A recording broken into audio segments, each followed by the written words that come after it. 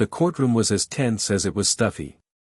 The only sound that filled the space was the rustling of papers and the occasional scribble of a pen as the court stenographer worked tirelessly. In the front row, Clint Eastwood sat quietly.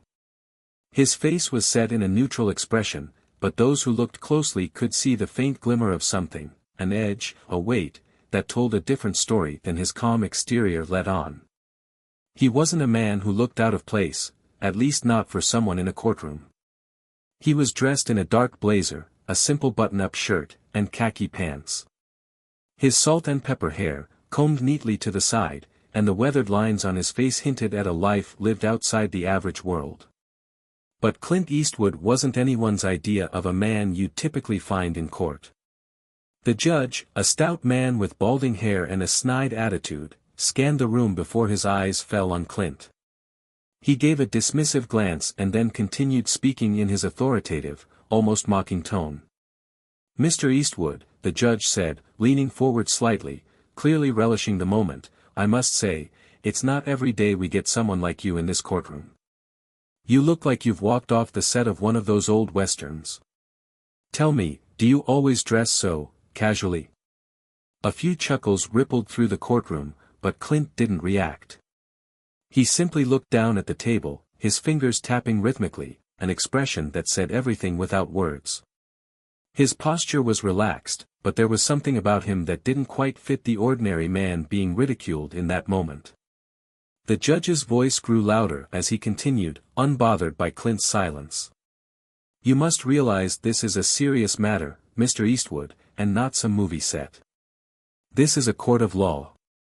Are you here to play games, or are you ready to face the consequences?" Clint's hands stopped tapping. The air in the courtroom grew heavy. Even the stenographer seemed to pause in her work, sensing the tension rising. But Clint didn't flinch. The chuckles and whispers around him were growing louder, as the crowd took the judge's side in their silent mockery. Clint slowly leaned back in his chair, his expression still unreadable. His eyes scanned the room briefly, then returned to the judge. "Well, Your Honor," Clint said, his voice deep but calm, "I suppose I'm just here to be myself." Another ripple of amusement passed through the courtroom. The judge couldn't resist a grin. "Yourself, huh? Well, I'm sure that'll be very interesting." He chuckled again, his tone dripping with sarcasm. "Let me guess, you're the cowboy hero from some old movie, or some washed-up has-been?" Clint didn't respond immediately. He let the judge's words sink into the room like a stone dropped into still water. "Maybe it's time to let everyone know who I really am," Clint muttered under his breath, loud enough for the judge and the front row to hear. A small murmur of curiosity passed through the courtroom, but no one expected what would come next. Clint stood up suddenly, causing several heads to turn. The judge paused, mid-sentence, his brow furrowed in confusion as Clint casually straightened his jacket. For a brief second, the room went silent. Clint cleared his throat, his gaze moving over the room. He could feel the eyes of everyone on him, but he didn't flinch. "My name is Clint Eastwood," he said plainly, his voice steady and firm. The words hung in the air like a bomb waiting to explode. The judge blinked, unsure of what to make of it. "Clint Eastwood?" The courtroom seemed to freeze. The judge's face, once smug and self-assured, quickly drained of color. His lips parted, but no words came out. The laughter from the gallery abruptly stopped. People exchanged confused glances. "Clint Eastwood?" the judge repeated, his voice faltering. "Yes," Clint answered simply, still standing tall, unwavering. "I'm Clint Eastwood." A stunned silence followed. The court seemed to stop functioning altogether. The stenographer paused her typing. The lawyers exchanged glances. The audience, who had been entertained by the mocking of Clint, now sat in complete shock. The judge blinked again, his eyes narrowing in disbelief as he tried to process what had just been said. No, this can't be." he stammered. You're Clint Eastwood. The actor?" Clint nodded, his expression unchanged. "Yes," Clint confirmed, "the actor." A quiet murmur began to ripple through the crowd. Some whispered excitedly. Others seemed embarrassed for the judge, who now looked as though he had swallowed a live fish. The judge's face flushed crimson, and he quickly turned his attention to his notes, trying to regain control. But it was clear, it was too late. He had just mocked one of the most iconic figures in Hollywood, and now he had no idea what to do with himself. The tension was palpable, the silence deafening. Clint's eyes didn't leave the judge. For a moment it was as if Clint was allowing the weight of the situation to settle in, just waiting for the inevitable fallout. But instead of rising to the anger that could have been justified, he remained calm, even a little amused at the unfolding drama. "Look," Clint finally spoke again, breaking the silence, "I'm not here for your jokes, or anyone else's. I'm here for business. So, unless you're finished clowning around, I'd appreciate it if we could proceed with this case." The judge, now visibly uncomfortable, struggled to regain his composure. Of course," he muttered, motioning for the proceedings to continue. "I apologize for the misunderstanding, Mr. Eastwood." But Clint wasn't finished. He leaned in, meeting the judge's gaze, a faint glint in his eyes. "You should be careful who you mock, Your Honor. The world has a funny way of making you face the truth, whether you're ready for it or not." The words landed with the force of a thunderclap. The judge quickly averted his gaze, not wanting to provoke further. And just like that, the courtroom settled. But the seed of discomfort had been planted, and no one would forget this moment anytime soon. Hit subscribe and leave a comment with where you're watching from. This story might just spark a new beginning. What's one thing that always pushes you forward, even when things get tough? Clint Eastwood stood silently as the judge stammered through his apology. His eyes never wavered from the man in the black robe, but his mind was elsewhere, caught in the long journey that had brought him to this very courtroom. Most people knew Clint Eastwood by name, and almost everyone knew his face. He was a living legend, a Western icon, a masterful director, and a fierce figure in Hollywood. His tough guy persona had graced countless screens, and his voice had echoed through the years, synonymous with grit and resilience. But what most didn't know, what even fewer could imagine, was that Clint's life off-screen had been far more complicated than any script could capture. Born and raised in San Francisco, Clint had always felt like an outsider. His early years were marked by a sense of confusion. He never quite fit in with the crowds of boys who ran through the streets and the suburbs. He was the quiet type, the one who preferred to sit by the window and watch the world go by, rather than join in with the loud, rowdy antics of his peers. His family, though supportive, was fragmented. His father was a distant figure, an army soldier who had seen far too much of the world and didn't quite know how to connect with his son. Clint's mother, on the other hand, had tried her best to raise him with love, but she had struggled in a world that seemed indifferent to her son's unspoken needs. At the age of 18, Clint had left home, seeking something, anything, beyond the narrow confines of his small-town life. His early years in Hollywood were filled with disappointment. He worked odd jobs, took small acting roles, and lived in cheap apartments. At times, he even doubted whether his dream would ever be more than just that, a dream. But the turning point came when Clint was offered a role in a television series called Rawhide. It wasn't much, but it was enough to get his foot in the door. The show was a modest success, but Clint knew he wasn't just meant to be a sidekick.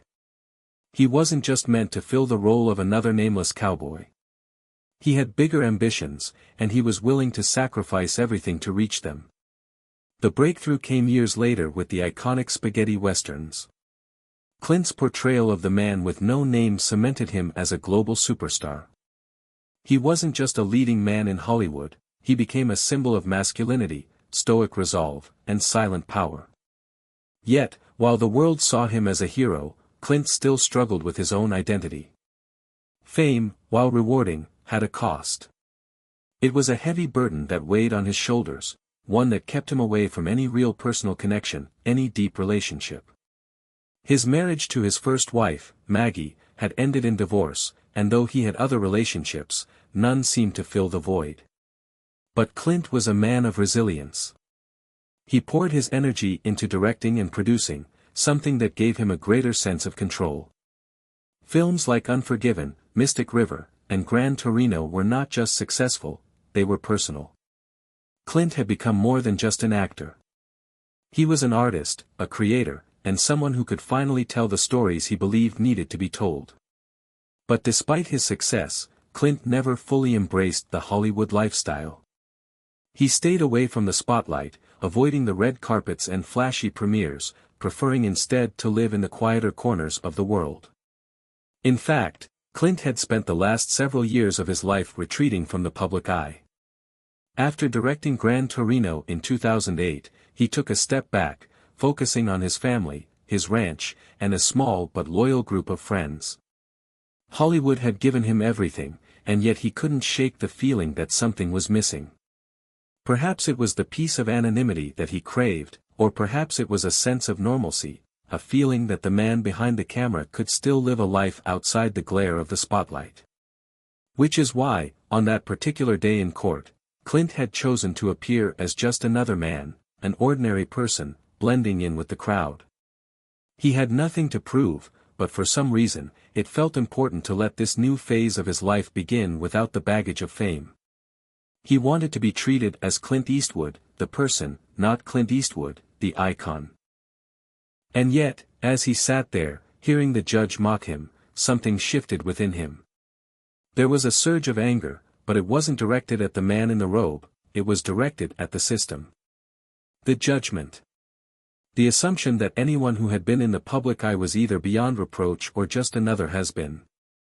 When Clint finally revealed who he was, the moment wasn't about arrogance, it was about reclaiming something. It was a reclaiming of his identity, a reminder that even the biggest stars were still human.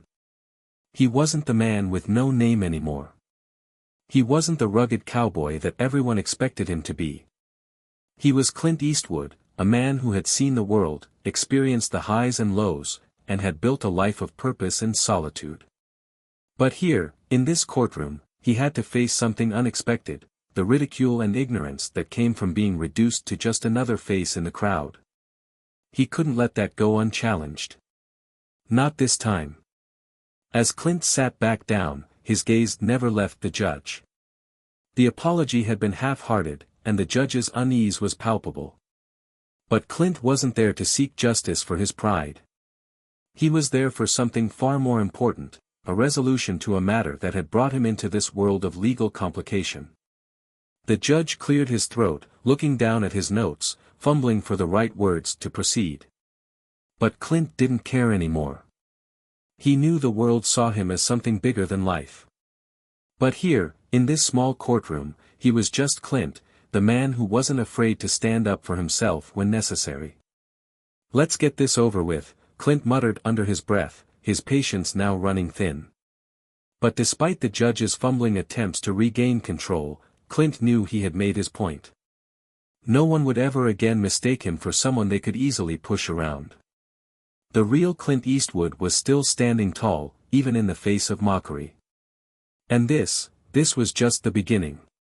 The courtroom buzzed with a new energy. No longer was the focus on the case at hand, it had all shifted to Clint Eastwood. The audience seemed to forget why they were even there.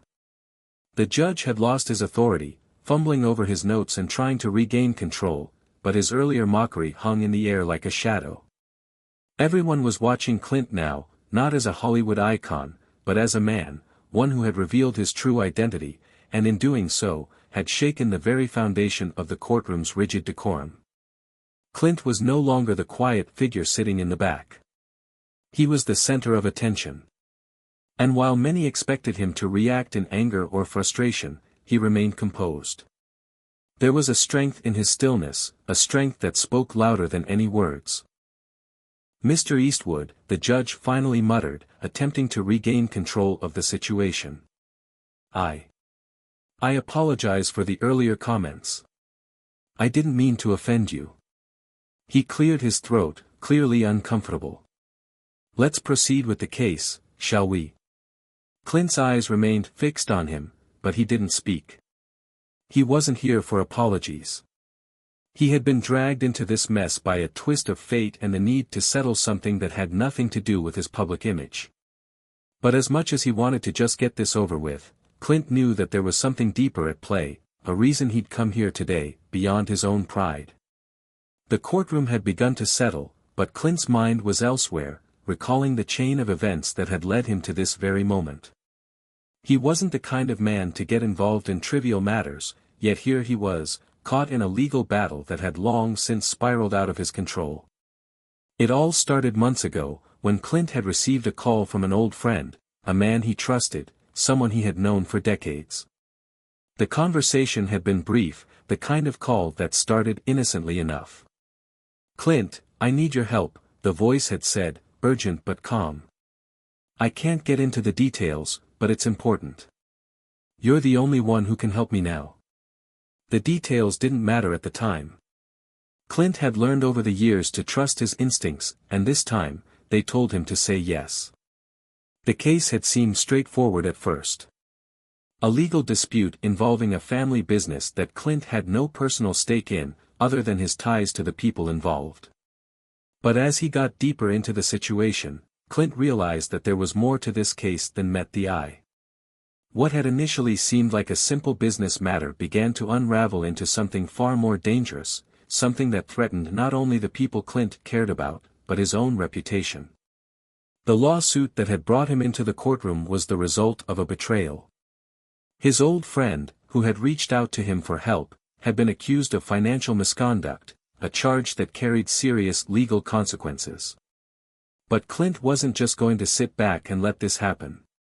He owed his friend more than that. They had shared too much over the years, too many moments in dark alleys, too many days on the road, and too many nights under the harsh lights of the camera. Clint knew he had to step in. But the more Clint learned about the case, the more complicated it became. The deeper he dug, the more it became clear that his friend's legal troubles weren't just about money.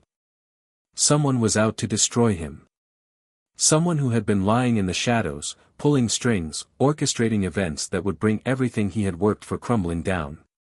Clint's instinct for justice was triggered, and though he had never been the kind of man to back down from a fight, this was different. This wasn't just about loyalty to an old friend, this was about something much larger, a far-reaching conspiracy that threatened to swallow everything Clint had built. But now, sitting in this courtroom, Clint realized that the stakes were much higher than he had anticipated. The judge's mocking tone was just the beginning. He had no idea who he was dealing with. Clint wasn't some washed-up cowboy or fading star. He was a man with a past that stretched across the far corners of the globe, a man who had seen and experienced things most could never imagine. The judge was still fidgeting with his notes, clearly uncomfortable with the turn the proceedings had taken. The defense attorney, a tall, sharp-faced man named Roy Henderson, leaned in to speak to his client, whispering quietly to his client in the defendant's seat, while Clint continued to stare straight ahead, his mind racing. The case at hand seemed to have been forgotten by all, replaced by an unspoken tension in the room. Everyone could feel it now. Clint Eastwood was no longer just another name, he was a symbol of something much larger, something that made the judge and the other attorneys uneasy. Finally, the judge spoke again, his voice less certain than before. "Let's move on, Mr. Eastwood," he said, trying to sound authoritative but failing miserably. "You are here as a witness, correct? And not as a participant in the case?" Clint nodded slowly, though his gaze remained fixed, unwavering. "Yes, I'm here as a witness." "Good, good. We can continue, then." The judge shuffled some papers, trying to bring the focus back to the matter at hand. But Clint could feel the growing discomfort in the room. It wasn't just about the case anymore. It was about his presence, his very existence in the courtroom, that had become the focal point. As the court resumed, Clint's mind remained focused on the one thing that mattered, his friend. He knew he had to get through this mess, but the shadows of doubt continued to swirl around him. Who could he trust? And who was pulling the strings from the dark corners, ensuring that everything was falling apart? The conflict was escalating, and Clint knew that whatever happened in this courtroom, it was just the beginning. The real battle lay ahead. And as Clint sat in silence, preparing for the next round of legal battles, he couldn't help but wonder, was this just a simple legal dispute, or was he about to uncover something far more dangerous than he'd ever anticipated? Clint's fingers tapped rhythmically on the armrest of the chair, a steady beat that seemed to match the mounting tension in the room. The judge had attempted to regain some semblance of order, but the chaos was palpable. Every lawyer, every spectator in the room was keenly aware of the presence of Clint Eastwood, and the pressure was mounting. The defense attorney, Roy Henderson, was the first to break the silence after Clint's quiet confirmation that he was just a witness in the case. He stood, adjusting his suit, his polished shoes clicking sharply on the hardwood floor as he moved to the podium. "Mr. Eastwood," Henderson began, his voice smooth, though Clint could hear the underlying tension. "You're a man of significant stature in the film industry, and many would argue that your reputation precedes you. But tell me this, what is it that brings you into a case like this, one that, on the surface, seems rather trivial?" Clint leaned forward, his eyes narrowing slightly as he looked at Henderson. The man wasn't wrong, Clint's presence in the case did seem out of place. But Clint wasn't there for the limelight or the drama. His focus was on one thing, his friend, the person who had reached out to him in desperation. He owed him, and Clint never left a friend hanging. "I'm here because I know the people involved," Clint said, his voice steady, betraying none of the emotion swirling inside him. "And because I don't like seeing a good man being dragged through the mud without a fight." Henderson didn't seem to expect the answer. His lips tightened, but he quickly recovered, forcing a smile. "Very noble of you," he said, stepping back from the podium and walking toward the defendant's table. "But I have to wonder, how much do you really know about the events surrounding this case? How much do you really understand about the betrayal that's been alleged?" Clint didn't flinch. He had spent years in Hollywood navigating murky waters, dealing with betrayals and double crosses. This wasn't the first time he'd been put on the spot, and it wouldn't be the last. He had a calm, controlled demeanor that had served him well in the spotlight, and now it was doing the same in the courtroom. "I know enough," Clint replied, his voice cutting through the tension like a knife. "And I'll know more before this is over." The words hung in the air, challenging the room. Clint wasn't about to back down. And he could feel the growing sense of unease around him, like the calm before a storm. Roy Henderson had no choice but to step back, albeit reluctantly. The judge, trying to steer the court back on track, cleared his throat. "Mr. Eastwood," the judge said, addressing Clint directly. "I appreciate your willingness to assist in this matter, but we need to focus on the specifics of the case. We have a defendant here, and we need your testimony on the nature of the accusations." Clint didn't respond immediately. He was thinking, piecing together what he knew. The case was far more complex than the charges let on. And he had an uncomfortable feeling that things were starting to slip out of his control. As Henderson resumed his seat, Clint's mind wandered back to his old friend, the one whose life was on the line. That phone call had come months ago, and Clint had agreed to help without asking questions. But now, as the legal proceedings pressed forward, Clint was starting to ask himself what kind of mess he had gotten involved in. Clint's friend, a man named Peter Miller, had been a colleague of Clint's years ago. They'd worked together on a handful of projects in the early days of Clint's career, and over time, they had become close friends. Peter had been the one to get Clint's foot in the door when he was struggling to find his way in Hollywood. He had been the one to introduce Clint to the right people and open the doors to opportunities Clint might never have had on his own.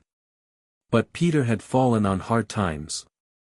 The business they had once been a part of had changed, and Peter had made some bad decisions. The financial misconduct he was accused of wasn't just a case of careless accounting, it was deliberate. And Clint knew that. But what Clint didn't know was why Peter had done it. Why had he betrayed the trust of the very people who had helped him rise? And more importantly, who was pulling the strings behind Peter's actions? The more Clint thought about it, the more he realized that this case wasn't just about money or business, it was about power.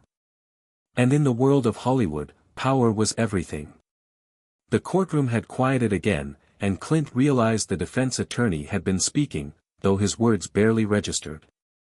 Instead, Clint's mind was still on the question that had been gnawing at him since he stepped into this legal mess: who was behind this? The defense was spinning a narrative, painting Peter as a victim of circumstance, someone who had been taken advantage of by an unforgiving system. But Clint wasn't buying it. He had spent enough time in the world of business and showbiz to know that victims didn't always play the role they were cast in. Peter had made choices, and Clint wasn't sure what those choices were leading to, but he was determined to find out. As the defense attorney continued with his line of questioning, Clint couldn't shake the feeling that something darker was at play. He had seen firsthand how easily people could manipulate situations for their own gain, and how quickly loyalty could be replaced by ambition. A sudden flash of realization hit him. He was no longer just a witness in a case. He had become part of something far larger, something that had been quietly orchestrated behind the scenes. The legal battle was just a smokescreen. The real battle was about to begin. Clint had been caught in the middle of something far more dangerous than he had anticipated.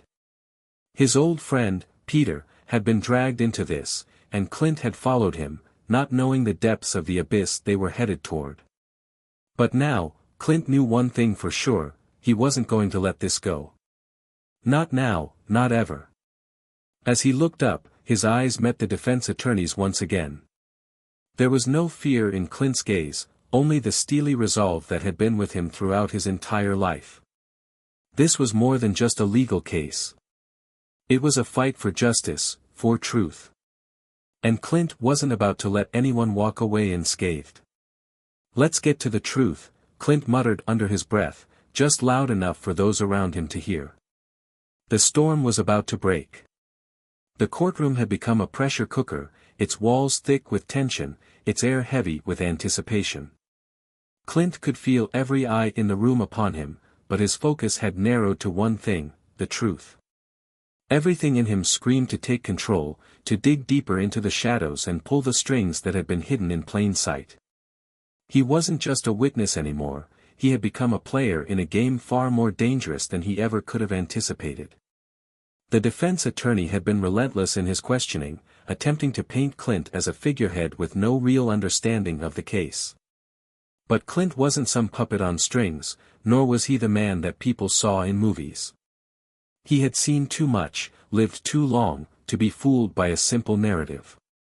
There were too many loose ends, too many things that didn't add up. As Roy Henderson continued with his questioning, Clint's mind wandered back to the phone call that had started this all. The moment Peter had reached out to him, Clint had been skeptical. He had known that this wasn't just another business dispute, but Clint's loyalty to his friend had overridden his doubts. Now, sitting in this courtroom, with all the eyes on him and the walls closing in, Clint couldn't shake the feeling that Peter hadn't been entirely honest with him. But what bothered Clint more than the lies was the realization that someone was using Peter as a pawn in a much larger game.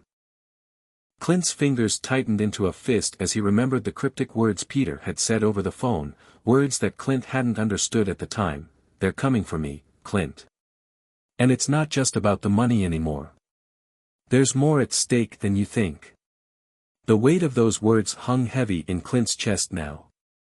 Peter had known, hadn't he? He had known that Clint would come. Clint had always been there when his friends needed him, but this? This was different. Someone had planned this from the start, pulling strings, controlling outcomes, and Clint had unknowingly walked right into their trap. The prosecution had rested its case, and it was now time for the defense to make its argument. Clint sat quietly, his mind racing, trying to piece together the puzzle that had become his life over the past few months.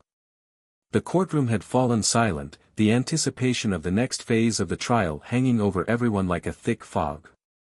Roy Henderson, with his smug smile still intact, stood up and paced slowly across the room, his eyes sweeping over the jury. He was playing to the crowd now, working every angle to ensure that Clint remained just another pawn in his game. "Ladies and gentlemen of the jury," Henderson began, his voice smooth and confident, "what we have here is not a simple case of financial misconduct. No. This is a story of manipulation, of powerful people pulling strings from the shadows, using an innocent man as a scapegoat for their own gain." He turned to Clint, eyes narrowing, his tone sharpening. "Mr. Eastwood is a famous man, and I'm sure many of you admire him for his on-screen heroics. But in this room, Mr. Eastwood is simply a man like any other. And it is important to remember that." Clint sat stone-faced, unwilling to react. He wasn't there to be manipulated. He wasn't there to play anyone's game. He was there for one thing: justice. The defense attorney continued, weaving a narrative of deceit and conspiracy. But Clint could see through it all. His friend, Peter, was just the tip of the iceberg. The real battle was for control of the money, the power, the very future of an entire empire. And Clint was standing in the middle of it, whether he liked it or not. Suddenly, Clint stood. His chair scraped loudly against the floor, a sound that echoed through the room, causing everyone to freeze. The room went silent as all eyes turned to him. "I'm done sitting here and listening to your lies," Clint said, his voice calm but steady.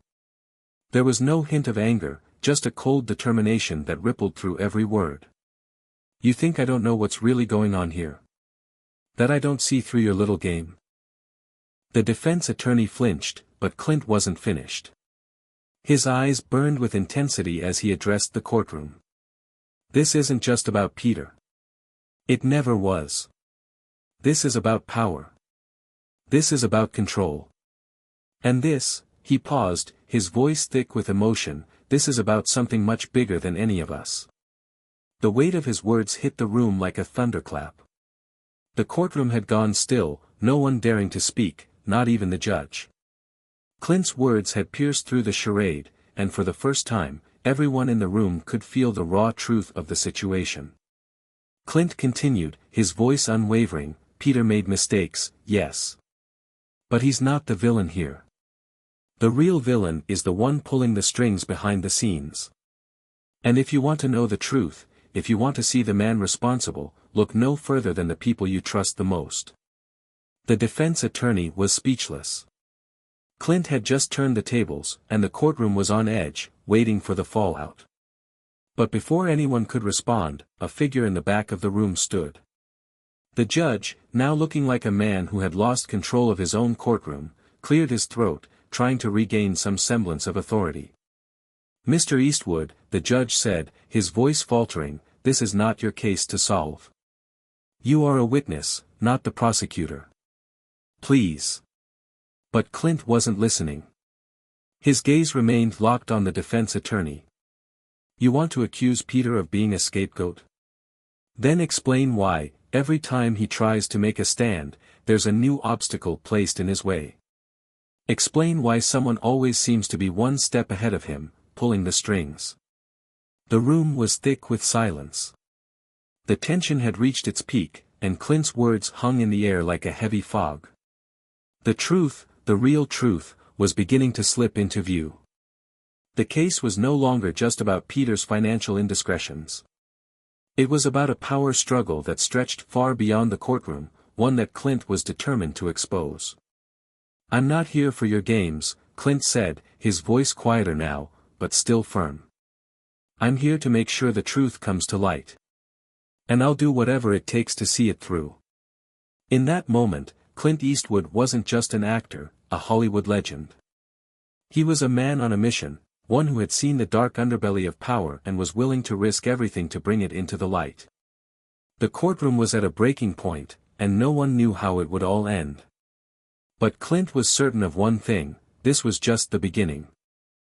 The courtroom had fallen into a thick silence. Clint's words still hung in the air like an unresolved chord, vibrating with the weight of truth that no one could ignore. For a moment, it seemed like time had stopped. The defense attorney, Roy Henderson, stood frozen, his mouth open but unable to form a response. The judge, though clearly annoyed by the disruption, was caught off guard, his usual composure slipping for just a second. Clint didn't move. He stood tall, unwavering, like a rock in a storm. His mind raced, but his exterior remained calm, controlled.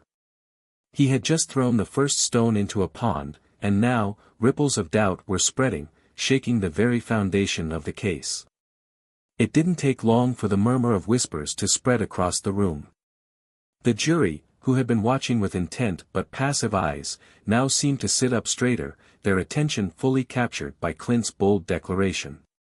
The spectators, too, leaned in, their expressions a mix of disbelief and curiosity. They had come expecting a simple trial, a clear-cut case of financial misdeeds, but Clint had opened the door to something much bigger. The judge cleared his throat, trying to restore order. He slammed his gavel down once, twice, and then addressed Clint with a sharp tone. "Mr. Eastwood, I remind you that this is not a forum for personal attacks," the judge said, his voice stern. "If you continue to disrupt the proceedings, I will have no choice but to hold you in contempt of court." Clint met the judge's gaze without flinching. "With all due respect, Your Honor," he said, his voice steady, "I didn't come here to sit quietly and watch a miscarriage of justice unfold. I'm here because I know what's really going on, and I'm not going to stand by while people get trampled by a system designed to protect the guilty." A few gasps echoed through the room. The judge's face reddened, but he didn't interrupt. The air in the courtroom was electric now, charged with the tension of a truth too dangerous to remain hidden. Clint took a slow, deliberate breath. "You want to talk about power? Let's talk about who's really pulling the strings here. Because this case is about more than money. It's about control. And you all know it." The defense attorney, clearly rattled, took a step back, his usual calm demeanor cracking. He glanced at his client, who was sitting anxiously at the table, and then at the prosecutor, who had been silent throughout Clint's outburst. The prosecutor, a sharp woman named Sarah Hargrove, seemed unfazed by Clint's words, but there was something in her eyes, a flicker of calculation. She knew Clint wasn't just an actor. He was someone who had spent years navigating the complexities of power and influence, and now he was using all of that to shine a light on the shadows of this case. Henderson finally found his voice. "Mr. Eastwood, I can assure you, no one is pulling strings in this courtroom. We are here to determine the facts of this case, and nothing more." Clint smirked, his eyes never leaving Henderson's. "Don't kid yourself. You think this is just about the numbers? The accusations? You're being used, just like Peter." The defense attorney's face hardened, but Clint could see the slight twitch in his jaw. He had hit a nerve. Clint turned back to the jury, his voice rising just enough to command attention. "The truth is, someone has been setting Peter up from the very beginning. The financial mistakes, the shady deals, they're all part of a larger game. A game to take down someone who knows too much, someone who can expose the real culprits." The words were like a bomb, dropping in the middle of the courtroom. Clint had just accused powerful people of using Peter as a pawn in a much bigger conspiracy, and the ripple effect of that accusation was palpable. There was no turning back now. The judge slammed his gavel again, this time more forcefully. "Mr. Eastwood, I'm warning you. If you continue with these unsubstantiated claims, I will have you removed from the courtroom." Clint didn't even flinch at the threat. He knew the judge was trying to regain control, but the damage had already been done. The truth had been set free, and the entire courtroom could feel it. The silence that followed was thick with anticipation. No one moved. No one dared to speak. It was as if the room was holding its breath, waiting for something, anything, to break the tension. Finally, Sarah Hargrove, the prosecutor, stood up. She adjusted her glasses, her expression impassive, but Clint could sense the wheels turning in her mind. She was calculating her next move. "Mr. Eastwood," she said, her voice cool and collected, "while I respect your passion for this case, I must remind you that we are here to discuss the charges at hand. If you have evidence of a larger conspiracy, I suggest you bring it to us in a manner that is appropriate for this courtroom." Clint nodded, his gaze not leaving hers. "I will," he said, his voice low but confident. "But not in the way you think." Clint's words hung in the air, a promise and a challenge all at once. He wasn't about to back down. He had stepped into this mess to protect a friend, and now, he was committed to exposing the truth, no matter what it cost him. The tension in the room hadn't dissipated, it had only deepened. Clint had forced the issue, and now, no one could pretend they didn't know there was more at stake here.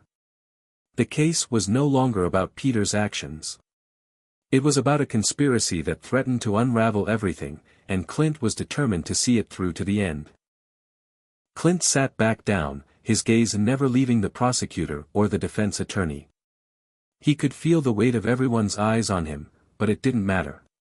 He was in the fight now, and there was no turning back. As the judge attempted to bring the room back to order, Clint couldn't shake the feeling that this was only the beginning. The true battle was just starting to unfold, and Clint was ready to face whatever came next. The tension in the courtroom was palpable. Clint's words had created a fracture in the case that no one could ignore. What had begun as a straightforward financial dispute had now turned into something much darker, and the ripple effects were being felt by everyone involved. The defense attorney, Roy Henderson, was visibly shaken. He had been caught off guard by Clint's blunt accusation, and though he tried to maintain his composure, the cracks were starting to show. Henderson knew, deep down, that Clint wasn't just blowing smoke. He wasn't someone who would make baseless claims.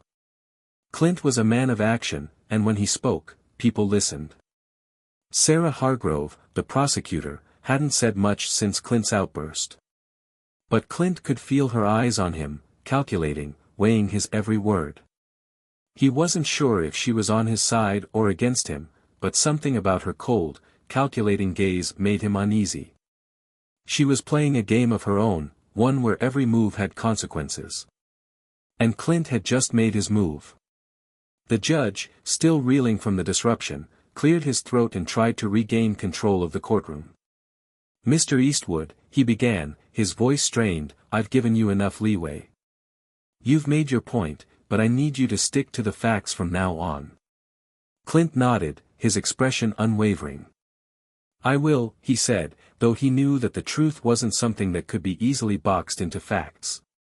The truth was messy, complicated, and hidden behind layers of deception. But it was there, waiting to be uncovered.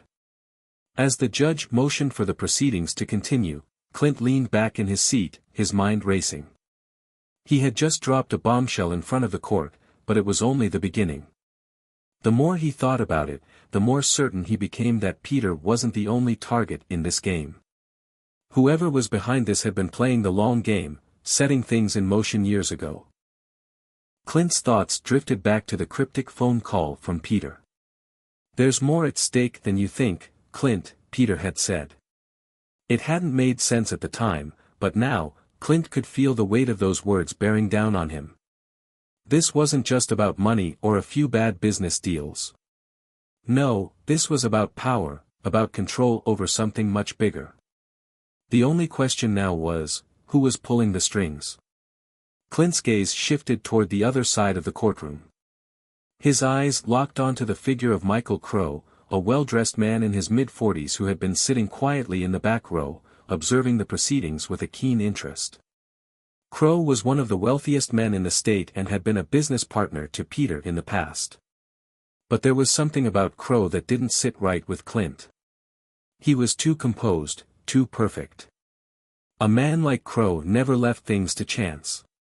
Every move he made was calculated, every word he spoke had purpose. Clint's instincts screamed at him. He needed to know more about Michael Crow, and he needed to find out fast. There was something about Crow's calm demeanor that made Clint suspect he had been involved in more than just the financial side of things. There was a darker force at play here, and Crow was connected to it. As the trial resumed, Clint kept his eyes trained on Crow. The man never shifted in his seat, never showed any sign of emotion, but Clint knew that Crow was watching him just as closely. Something was going to happen soon, Clint could feel it. The defense rested its case, and the jury was excused for deliberation. The judge called for a brief recess, giving the lawyers a chance to speak privately. Clint stood up and walked toward the back of the courtroom, his mind racing. He knew that whatever came next could change everything. He wasn't just a witness anymore, he had become a key player in a much larger game. The stakes were higher than he had ever imagined, and the deeper he dug, the more dangerous things became. As he reached the back, he found Sarah Hargrove standing alone near the courtroom's exit. She looked up when she noticed Clint approaching. "Mr. Eastwood," she said, her tone neutral but sharp, "I hope you realize the risks you're taking. This isn't just some Hollywood drama. Lives are at stake here." Clint studied her for a moment, trying to read between the lines. "I'm aware," he said. "But I'm not here to play it safe. I'm here to get to the truth." Hargrove's eyes flickered with something, curiosity, maybe even admiration. But she quickly masked it with a professional expression. "The truth, huh? You think you have it all figured out?" "I know enough," Clint replied, his voice low. "I know Peter didn't make these mistakes on his own. There's someone out there pulling the strings, and they're doing it for more than just money."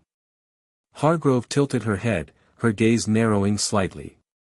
"And you're sure it's not just paranoia? Not everyone has a hidden agenda, Clint." Clint's eyes didn't waver. "I've seen enough to know when something doesn't add up.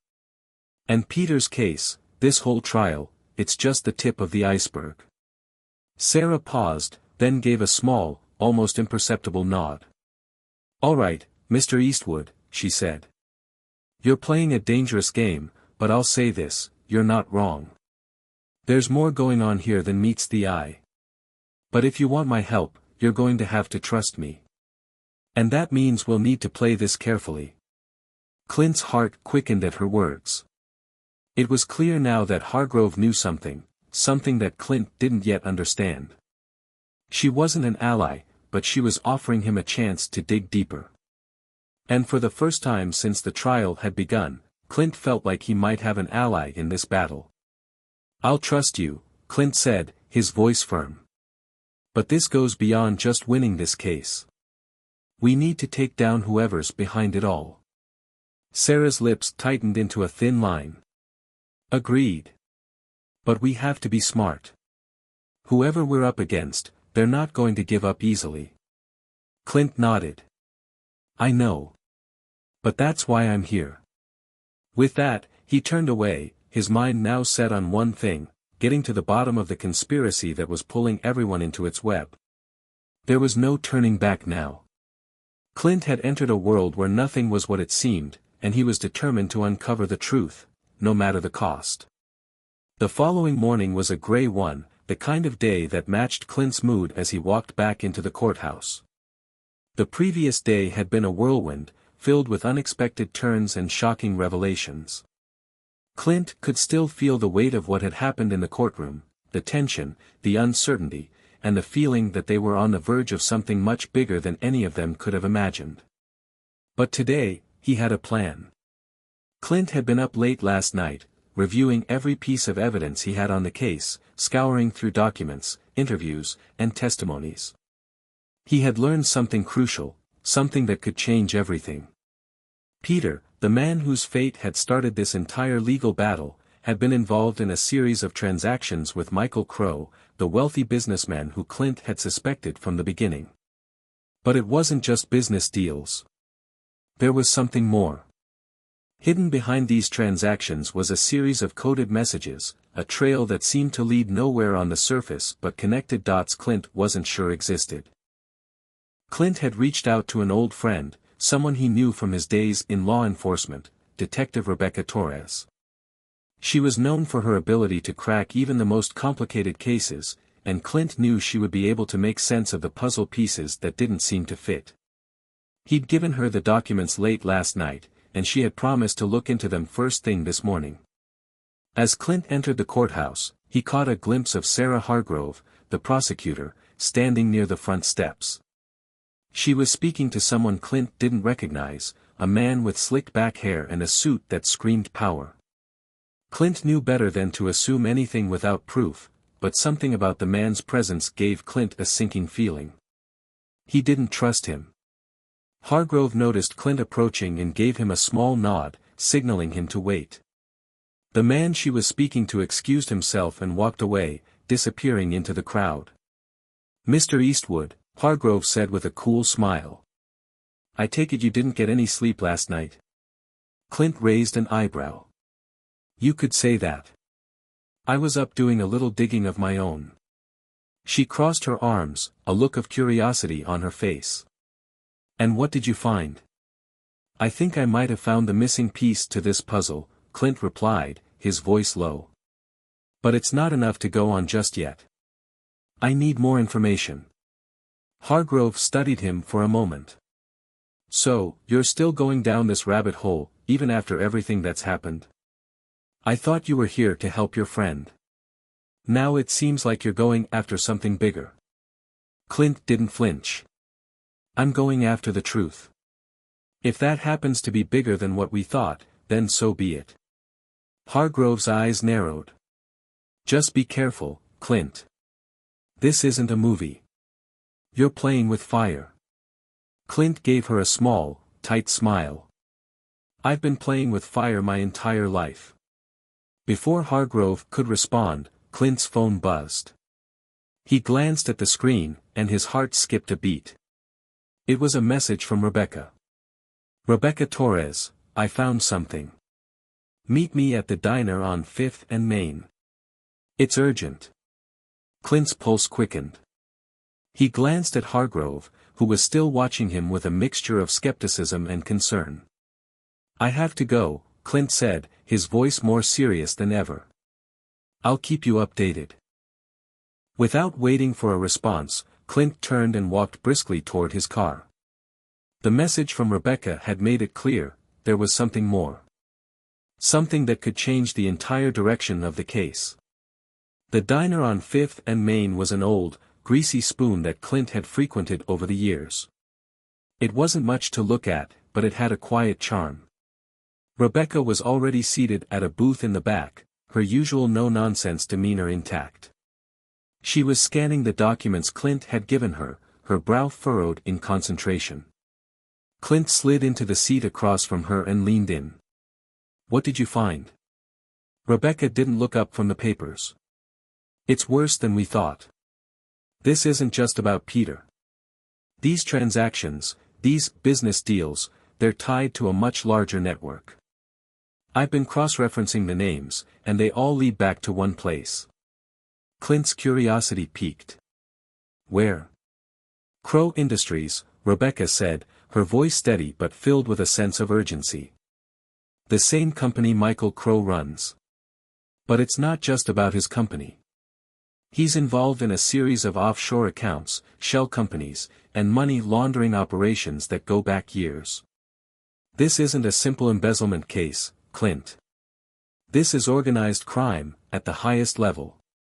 Clint leaned back, his mind racing. This was the break he had been hoping for, but it was also much more dangerous than he had anticipated.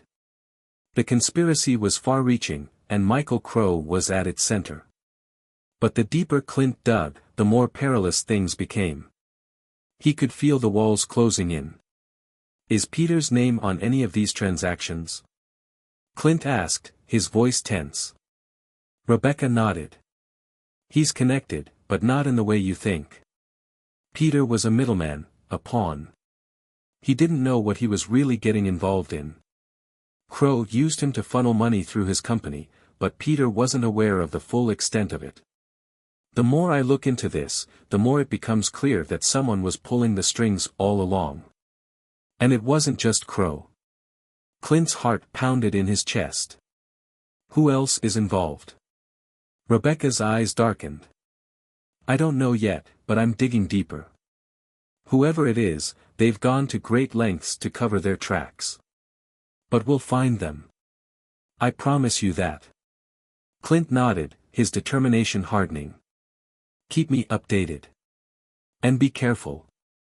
Whoever is behind this won't hesitate to make us disappear if we get too close. Rebecca didn't say anything, but the serious look in her eyes spoke volumes. They both knew the risks. But Clint wasn't backing down now. Not when he was so close to the truth. As Clint left the diner, his mind spun with the implications of what Rebecca had uncovered. This wasn't just a fight for Peter's freedom anymore. It was a fight against a powerful, shadowy network that had its fingers in every corner of the city. And Clint was determined to bring it all down. Clint couldn't shake the feeling that he was being watched. It was a subtle thing at first, the occasional glance over his shoulder, the faintest sense of unease when he was alone, but now it was impossible to ignore. Everywhere he went, there seemed to be someone in the shadows, someone just out of sight, keeping an eye on him. And it wasn't just paranoia. Clint had been around long enough to recognize the signs. But the truth was, he couldn't afford to be distracted.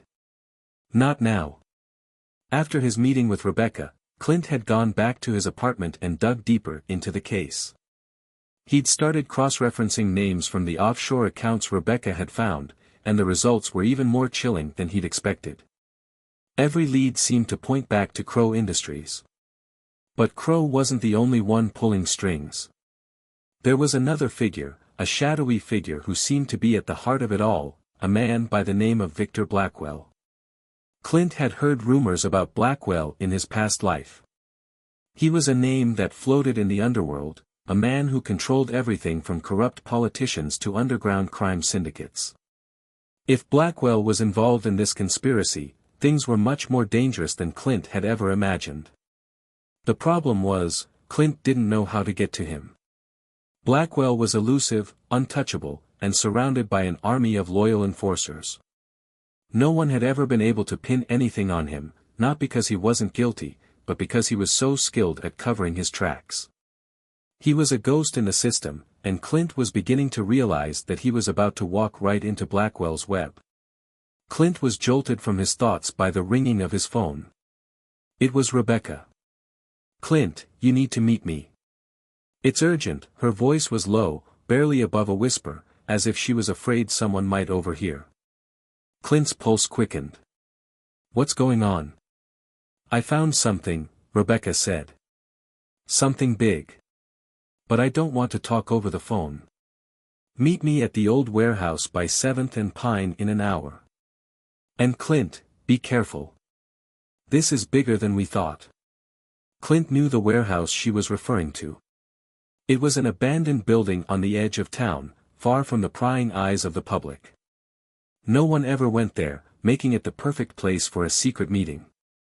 But the fact that Rebecca was calling him there made Clint nervous. It was too risky, too out in the open, but he couldn't afford to back down now. I'll be there, Clint replied, hanging up the phone. He quickly grabbed his jacket, slid his gun into its holster, and checked the clips. This wasn't just a meeting about the case anymore. He was about to walk straight into a hornet's nest, and Clint knew that once he stepped into that warehouse, there would be no turning back. As he made his way through the city, the feeling of being watched grew stronger. He was sure now, someone was tailing him.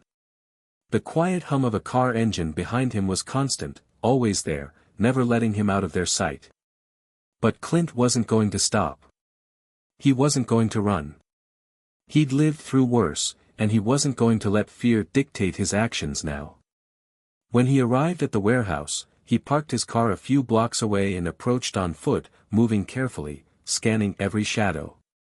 He could feel his adrenaline kicking in, his senses sharpened to the slightest sound. This was a game of cat and mouse, and Clint had no intention of being the mouse. He reached the entrance of the warehouse and found the door slightly ajar. He pushed it open cautiously, his hand resting on the grip of his gun. Inside, the warehouse was dark, the only light coming from a few flickering overhead bulbs. There was a faint smell of mildew in the air, and the ground was covered in dust and debris. Clint stepped inside, his boots echoing loudly in the silence. "Rebecca," he called, his voice low but steady. He heard a rustle from the far corner, followed by Rebecca's voice. "Clint, over here." He moved toward her, his eyes scanning the shadows. Rebecca was standing near a stack of crates, holding a thick manila folder in her hands. She looked shaken, more so than he'd ever seen her.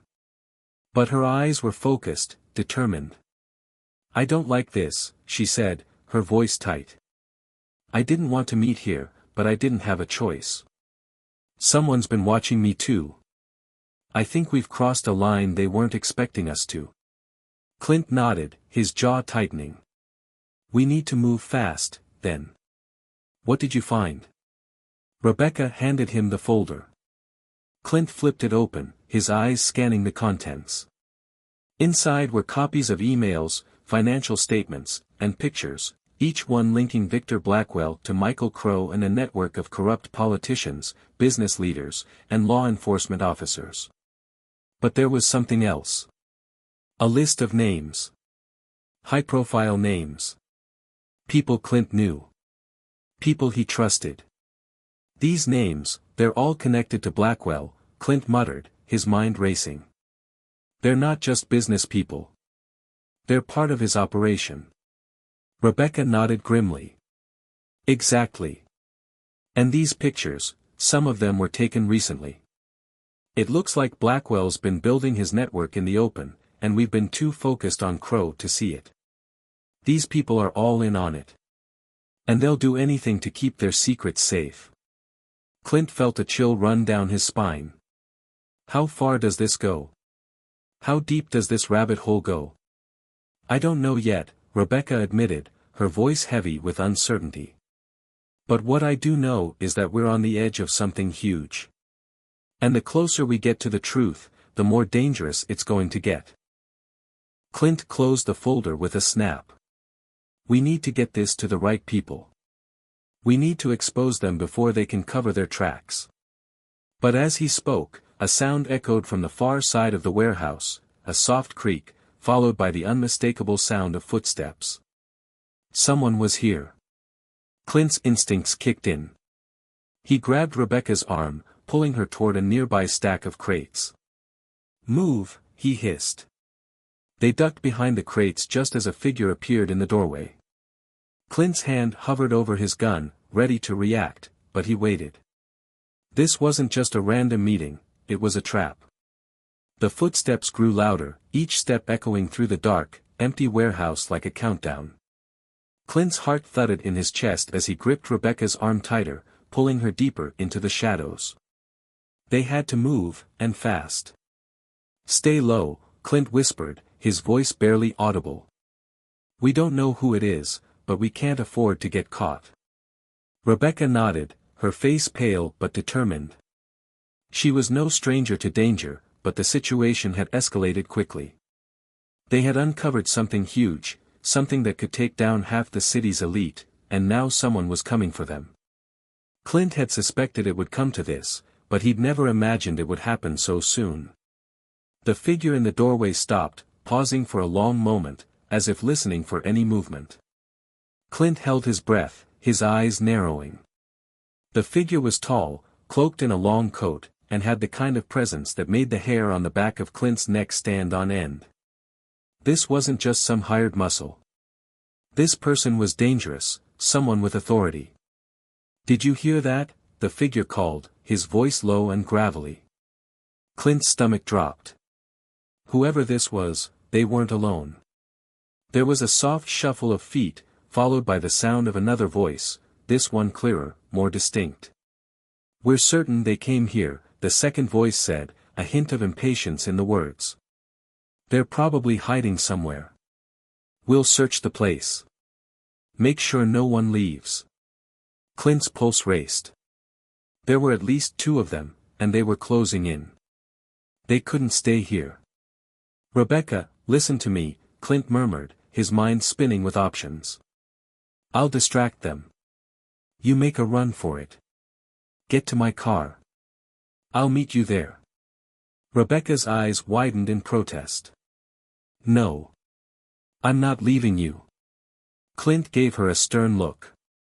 You don't have a choice. If you stay, they'll get both of us. You have to get out, and you have to get that evidence to the right people. Rebecca hesitated for a moment, her jaw tight. But Clint could see the conflict in her eyes. She knew he was right. All right, she whispered. I'll go. But you better follow, Clint. I'm not going without you. Clint didn't have time to argue. He could hear the men getting closer, their footsteps nearing the crates where they were hiding. His heart was pounding in his ears, but his mind was sharp. He had to think fast, or they would both be caught, and worse, silenced for good. Go, Clint urged again. Now. Rebecca took a deep breath, her gaze lingering on him for a fraction of a second before she bolted, slipping through the shadows with the grace of someone who had done this before. Clint waited until she was out of sight before turning his attention back to the two men. He could hear them moving closer, their voices growing louder. One of them had a flashlight, and the beam of light swept over the crates, briefly illuminating Clint's hiding spot. His heart skipped a beat, but he held still, barely breathing. Over here, the first voice said, a sharp command. They must be close. Clint's fingers tightened around the grip of his gun, ready for action. He had no intention of going down without a fight. Suddenly, the beam of light landed directly on the crate he was hiding behind, and the figure stepped forward, coming into view. Clint's breath caught as he saw the man's face, a face he recognized. It was Detective Mark Rivers, the same detective who had been involved in Peter's case. The same detective who had been so friendly, so willing to help. But Clint had always trusted his gut, and right now, his gut was screaming that something was very wrong. Looks like we found them, Rivers said, his tone too calm, too calculated. He stepped forward, drawing his weapon. Clint Eastwood. You've been a problem from the start. Clint's mind raced. Rivers had been part of the system he thought he could trust, and now here he was, pointing a gun at Clint. There was no time for questions, no time to figure out why Rivers was working for the enemy. Clint's instincts kicked in. Before Rivers could react, Clint lunged forward, using the element of surprise to his advantage. He knocked the flashlight out of Rivers' hand, sending it clattering to the ground, and then shoved him backward, slamming him against a stack of crates. The force of the impact caused Rivers to lose his balance, but he quickly recovered, his gun still raised. Clint grabbed a metal pipe from the ground and swung it toward Rivers, knocking the gun out of his hand. It clattered to the floor, and Clint was on top of him in a second, pinning him to the ground. Who sent you? Clint demanded, his voice low and threatening. Who's behind this? Rivers grunted, struggling beneath Clint's grip, but Clint was relentless. Tell me, or I swear I'll make you regret it. The struggle between them was brief but intense. Rivers finally stopped fighting, his eyes narrowing as he glared at Clint. You think you can stop this? You're too late, Eastwood. It's already in motion. You can't stop it. Clint's breath was heavy, his grip tightening on Rivers' collar. Who is it, Rivers? Who's behind all of this? Rivers smirked, his lips curling into a sneer. You'll find out soon enough. But it won't be you who brings us down. It'll be someone else. Someone with more power than you can imagine. Clint narrowed his eyes. He was close. He could feel it. But before he could ask anything more, the sound of sirens in the distance interrupted their confrontation. Rivers' eyes flickered toward the sound of the approaching police cars. You're running out of time, Eastwood, he spat. You can't hide forever. Clint knew he had no more time to waste. He pushed Rivers aside, running toward the exit of the warehouse. He had no idea what was coming next, but he knew one thing for certain, he was being hunted, and if he didn't act fast, everything he had worked for would come crashing down. As Clint sprinted out into the night, he couldn't shake the feeling that the trap had just closed around him, and that he was now part of a much bigger game than he ever could have imagined. Hit subscribe and leave a comment with where you're watching from. This story might just spark a new beginning. What's one thing that always pushes you forward, even when things get tough? Clint's heart was pounding as he ran down the narrow alley behind the warehouse, his breath coming in ragged gasps. The sound of sirens grew louder, signaling the arrival of the authorities, but not in time to save him. He was on his own now, with only his wits and his instincts to guide him through this dangerous game. He had no idea who he could trust anymore. As Clint rounded a corner and slowed to a jog, he glanced over his shoulder, checking for any signs of pursuit. The dim glow of the streetlights illuminated the wet pavement, but the alley was eerily quiet. It was like the calm before the storm. He had barely made it 3 blocks before the sound of tires screeching on asphalt reached his ears. He whipped around, his hand instinctively going for his gun, but he was too late. A black SUV came barreling around the corner, its headlights blinding. Clint instinctively ducked into a nearby doorway, pressing his back against the brick wall, his chest tightening as the vehicle screeched to a halt just inches from him. The door to the SUV flew open, and a man in a suit stepped out, followed by 2 more figures. All 3 were armed. Eastwood, the man in the suit called, his voice sharp and commanding. "I suggest you come out quietly. We have you surrounded." Clint's mind raced. He recognized this man, but the name didn't come to him immediately. The face was familiar, but he couldn't place it. All that mattered now was getting out of this alive. The man took a few steps forward, his eyes scanning the area. "We know what you're up to. You're not going to get away with this. You've already crossed the line, and you're going to pay the price." Clint's pulse quickened. These weren't just regular thugs. Whoever they were part of something much bigger. He had no idea how they found him so quickly, but the fact that they knew exactly where he was meant that his cover was blown. He was running out of options. With one swift motion, Clint spun to the side and sprinted down the alley. He didn't wait to see if they were following, he didn't need to. He could feel their eyes on his back, the pressure mounting as the hunt began. This wasn't just about escaping anymore. It was about survival. The alley twisted and turned, and Clint's breath came faster as he pushed himself harder. He wasn't going to outrun them forever, but he could buy himself a few more minutes. He had to think, there had to be a way out. His mind flashed to the car. Rebecca. She was waiting for him.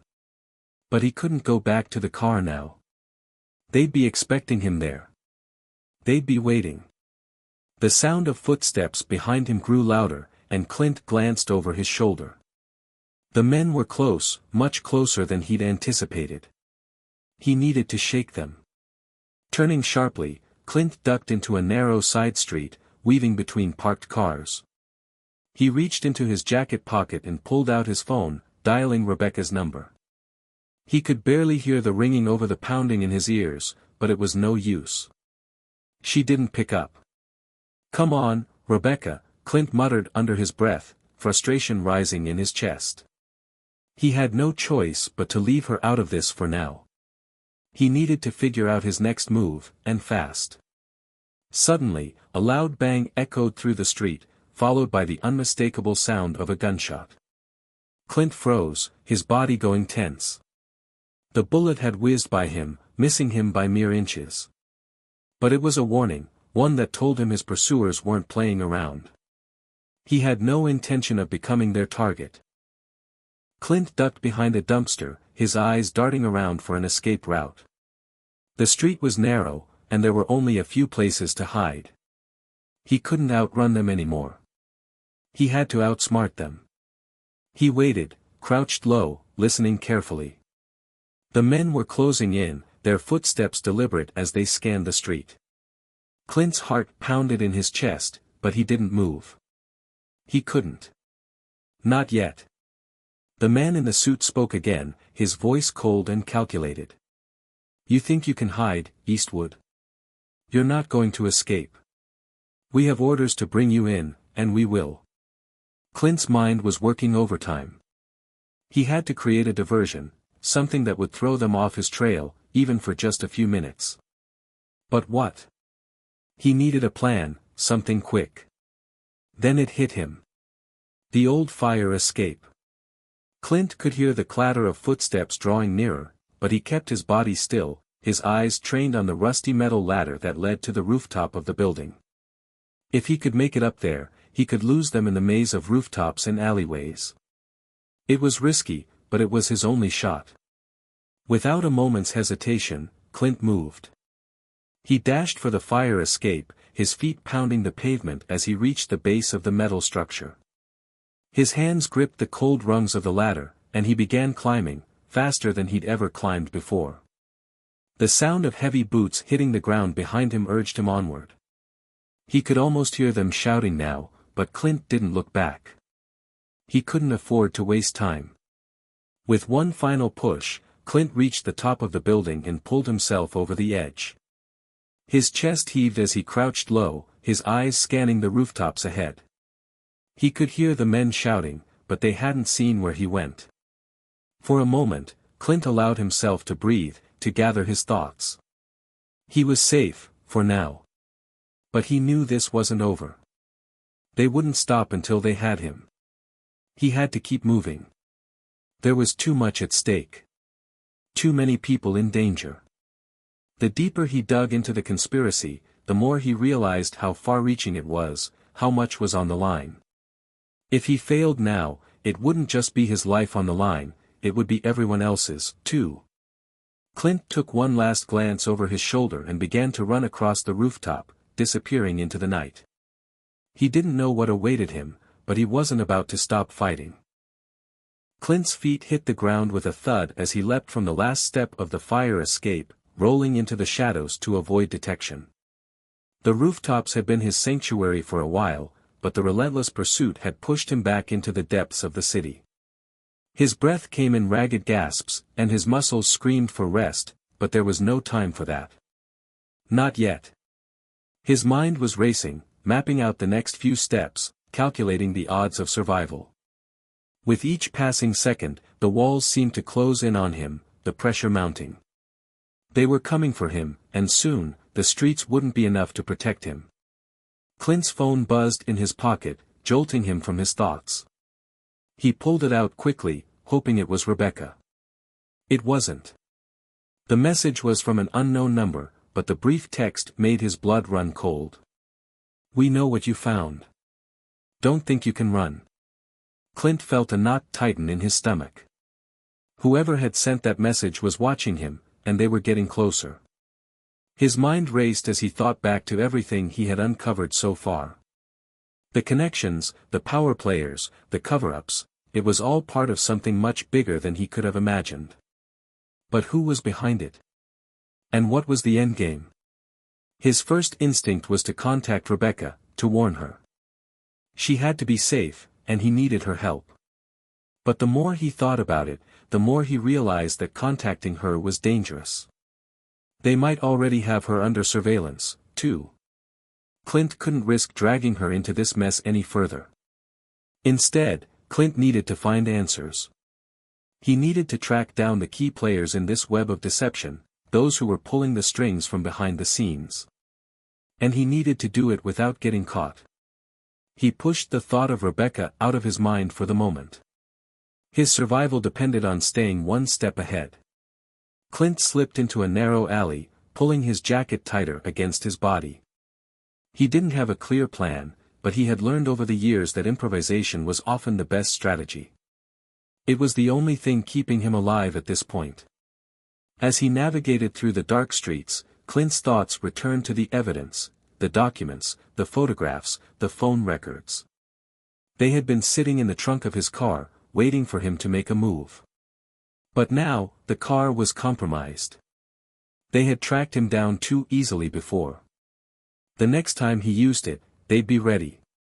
Clint's eyes darted around as he walked. There was a dimly lit diner on the corner, the neon sign flickering slightly. It wasn't much, but it was a safe place to regroup for a moment, to think and plan his next move. He pushed the door open, the bell above it jingling as he entered. The smell of greasy diner food hit him immediately, but Clint wasn't here for the food. He needed information.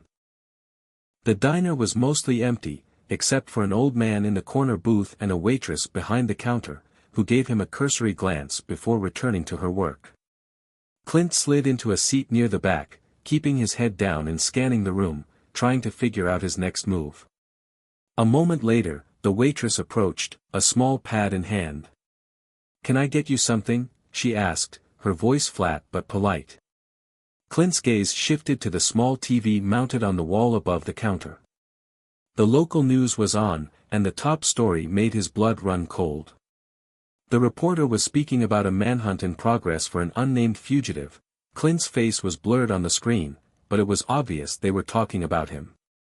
Clint forced a tight smile as he turned back to the waitress. "Just coffee." "Black." She nodded and walked away, leaving Clint to contemplate the situation. The media was already on his tail, painting him as a criminal, and they didn't even know the half of it. They had no idea what he was really fighting against. His phone buzzed again. This time, the message was from a contact Clint had used in the past, a former colleague who worked in law enforcement. The message was simple, but it gave Clint the lead he needed. "Call me. Urgent." Clint didn't hesitate. He quickly dialed the number, holding the phone to his ear as he waited for the connection. When the line clicked, the voice on the other end was one Clint knew all too well. "It's been a while, Clint," the voice said, its tone cool but not unfriendly. "What the hell's going on?" Clint's fingers tightened around the phone. "I need information." "Who's behind this?" "The conspiracy. The one that's been running the city from the shadows. I've got pieces of the puzzle, but I'm missing the key players." There was a long pause on the other end. Clint could hear the faint sound of shuffling papers, followed by a heavy sigh. "You're treading in dangerous waters, Clint. Whoever you're after is bigger than you think. The people pulling the strings, they have influence everywhere. It's not just local, it's national. Hell, maybe even global. You're not dealing with small-time crooks here." Clint's pulse quickened. He had suspected it, but hearing it confirmed only deepened the pit in his stomach. This wasn't a simple case. It was something much darker, something that could change everything. "I need names," Clint pressed, his voice low but urgent. "Give me something to go on." There was a brief silence, and then the voice spoke again, this time quieter. "You won't find the answers in your city, Clint. The network's too deep here. But there's someone you can talk to. A whistleblower. Someone who used to work with them. She can help you, but you need to find her before they do." Clint's brow furrowed. "Who is she?"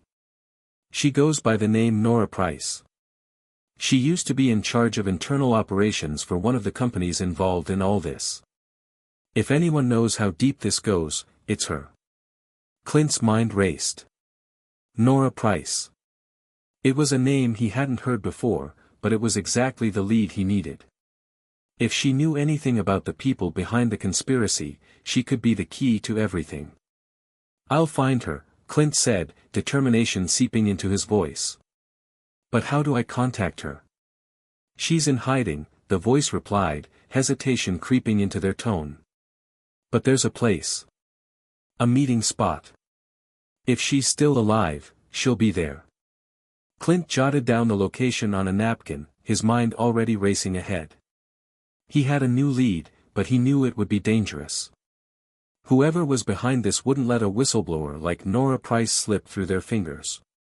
"Thanks for the tip," Clint said, hanging up the phone. His eyes flickered to the door, sensing someone watching him. The diner was still quiet, but something felt off. A chill ran down his spine as he reached for his coat. Clint wasn't alone anymore. Clint slipped out of the diner unnoticed, his nerves on edge. The name, Nora Price, buzzed in his head like a persistent fly, an elusive lead that could either be the key to unraveling the conspiracy or his death sentence. Whoever she was now his only hope of taking down the shadowy figures who had pulled him into this nightmare. He could feel the weight of the situation pressing down on him.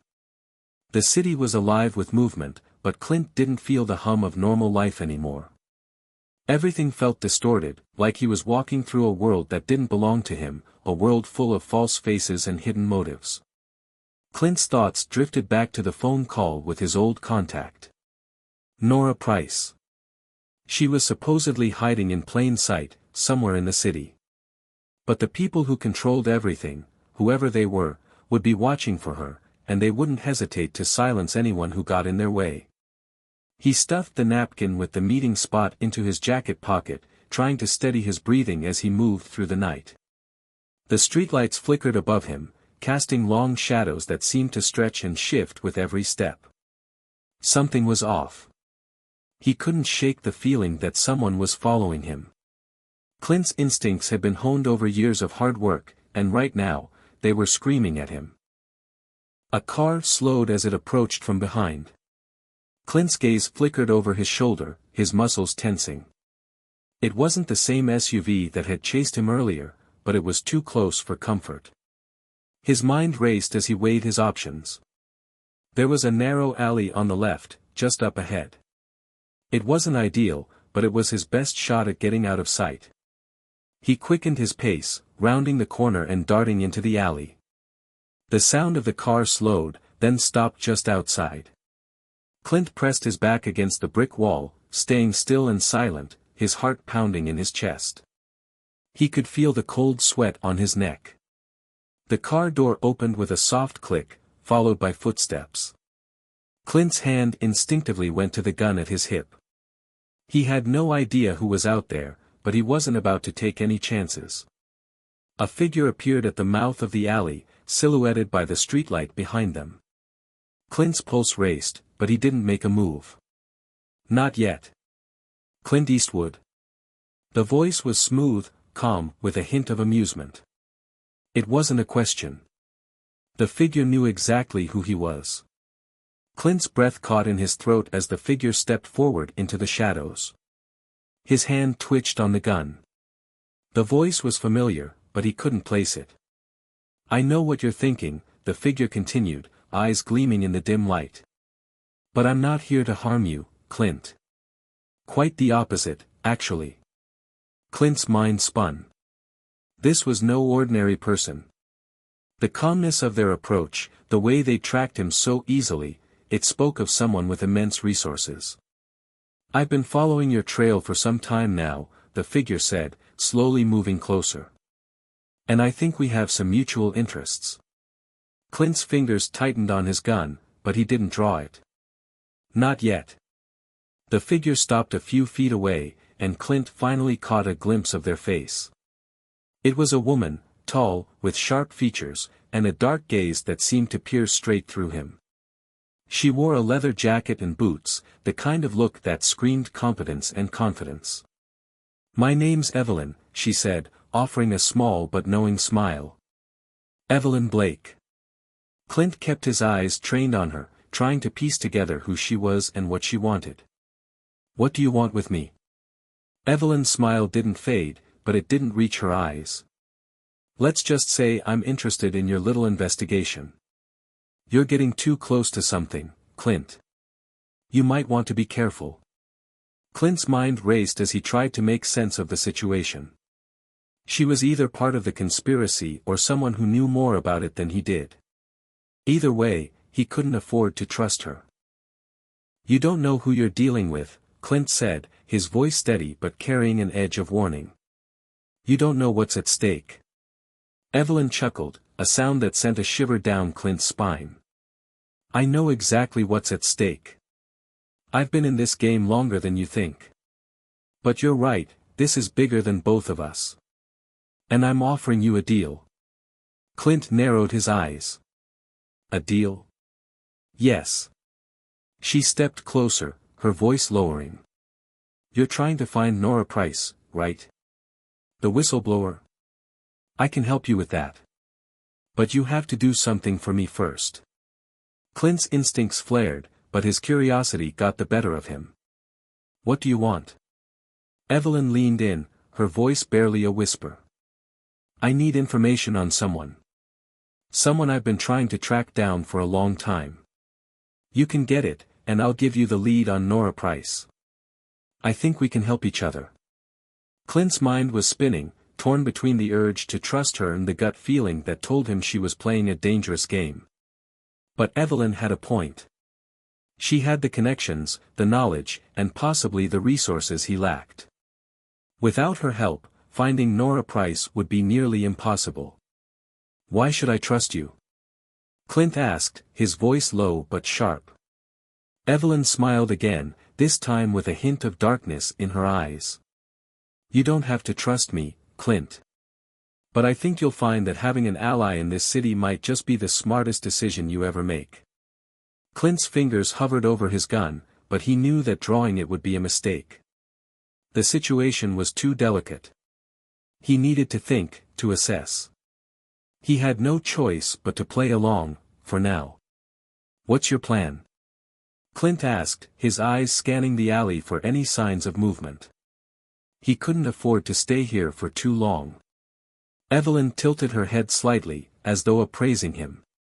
First, you get me the information I need. Then, I'll lead you to Nora Price. After that, we'll see where we stand. Clint hesitated, weighing his options. Every instinct told him this was a dangerous move, but the need for answers pushed him forward. Fine, Clint said finally, his jaw tightening. You've got yourself a deal. But if you double-cross me. I won't, she interrupted, her eyes locking with his.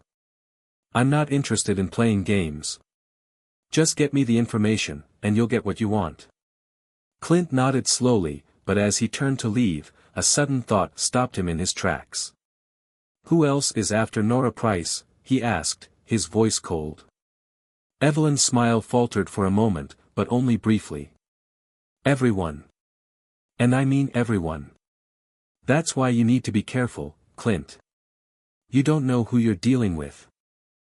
With that, Clint turned and walked back into the night, his mind racing.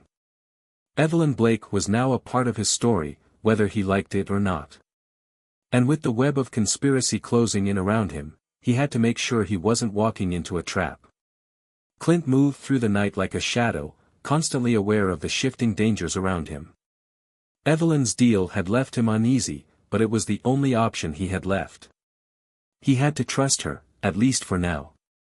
With Nora Price still the key to uncovering the conspiracy, Clint had no choice but to follow this twisted path. The city felt like a maze, each corner turning into a new risk, a new potential threat. He had learned to trust his instincts, and they were telling him that Evelyn was dangerous. But he also knew that without her, finding Nora would be nearly impossible. She had the connections, the knowledge, and the leverage he lacked. Still, Clint couldn't shake the feeling that he was being pulled into a web that even he might not be able to escape. The night was eerily quiet as Clint made his way to the meeting spot Evelyn had given him. A warehouse at the edge of town, abandoned and forgotten by most. The perfect place for a clandestine exchange, if Evelyn's information was accurate. As he approached the warehouse, Clint slowed his pace, scanning his surroundings for any signs of danger. The building loomed ahead, dark and imposing, with broken windows and rusted metal doors. It looked like a place that had been left to rot, a place where people went to disappear. Clint paused outside, his breath steadying as he considered his next move.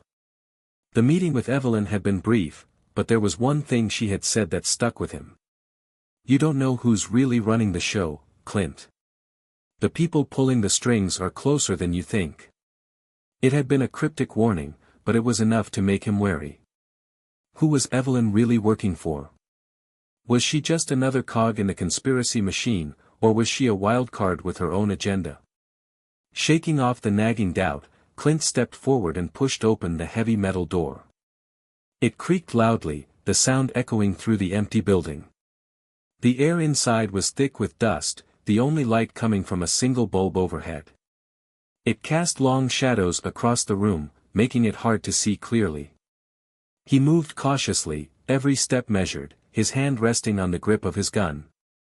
There was no telling who or what might be waiting for him in the dark. The sound of footsteps echoed from the far side of the warehouse. Clint's heart rate quickened, but he didn't make a move. The figure who stepped into the dim light was not Evelyn. It was a man, tall, with dark hair and a cold expression. He wore a black suit, sharp and immaculate, as if he had stepped out of another world entirely. Clint immediately recognized the air of authority around him. This wasn't just anyone, this was someone with power. The man stopped several feet away, his eyes locking onto Clint's. He didn't speak at first, merely studying Clint, as if weighing him like an object. There was a quiet confidence in his stance, a chilling sense of control. Clint stayed still, watching him closely, trying to assess the situation. Whoever this was, they had been expecting him. But why? And more importantly, how much did they know? Clint Eastwood, the man finally said, his voice smooth and cold, like polished stone. I've heard a lot about you. Clint didn't respond immediately, keeping his gaze steady. He wasn't sure who this man was, but he knew one thing for certain, he wasn't here by accident. I don't know you, Clint said flatly, his hand still on his gun. And I'm not here to make friends. The man smiled faintly, but there was no warmth in it. No, you're not. You're here for Nora Price, aren't you?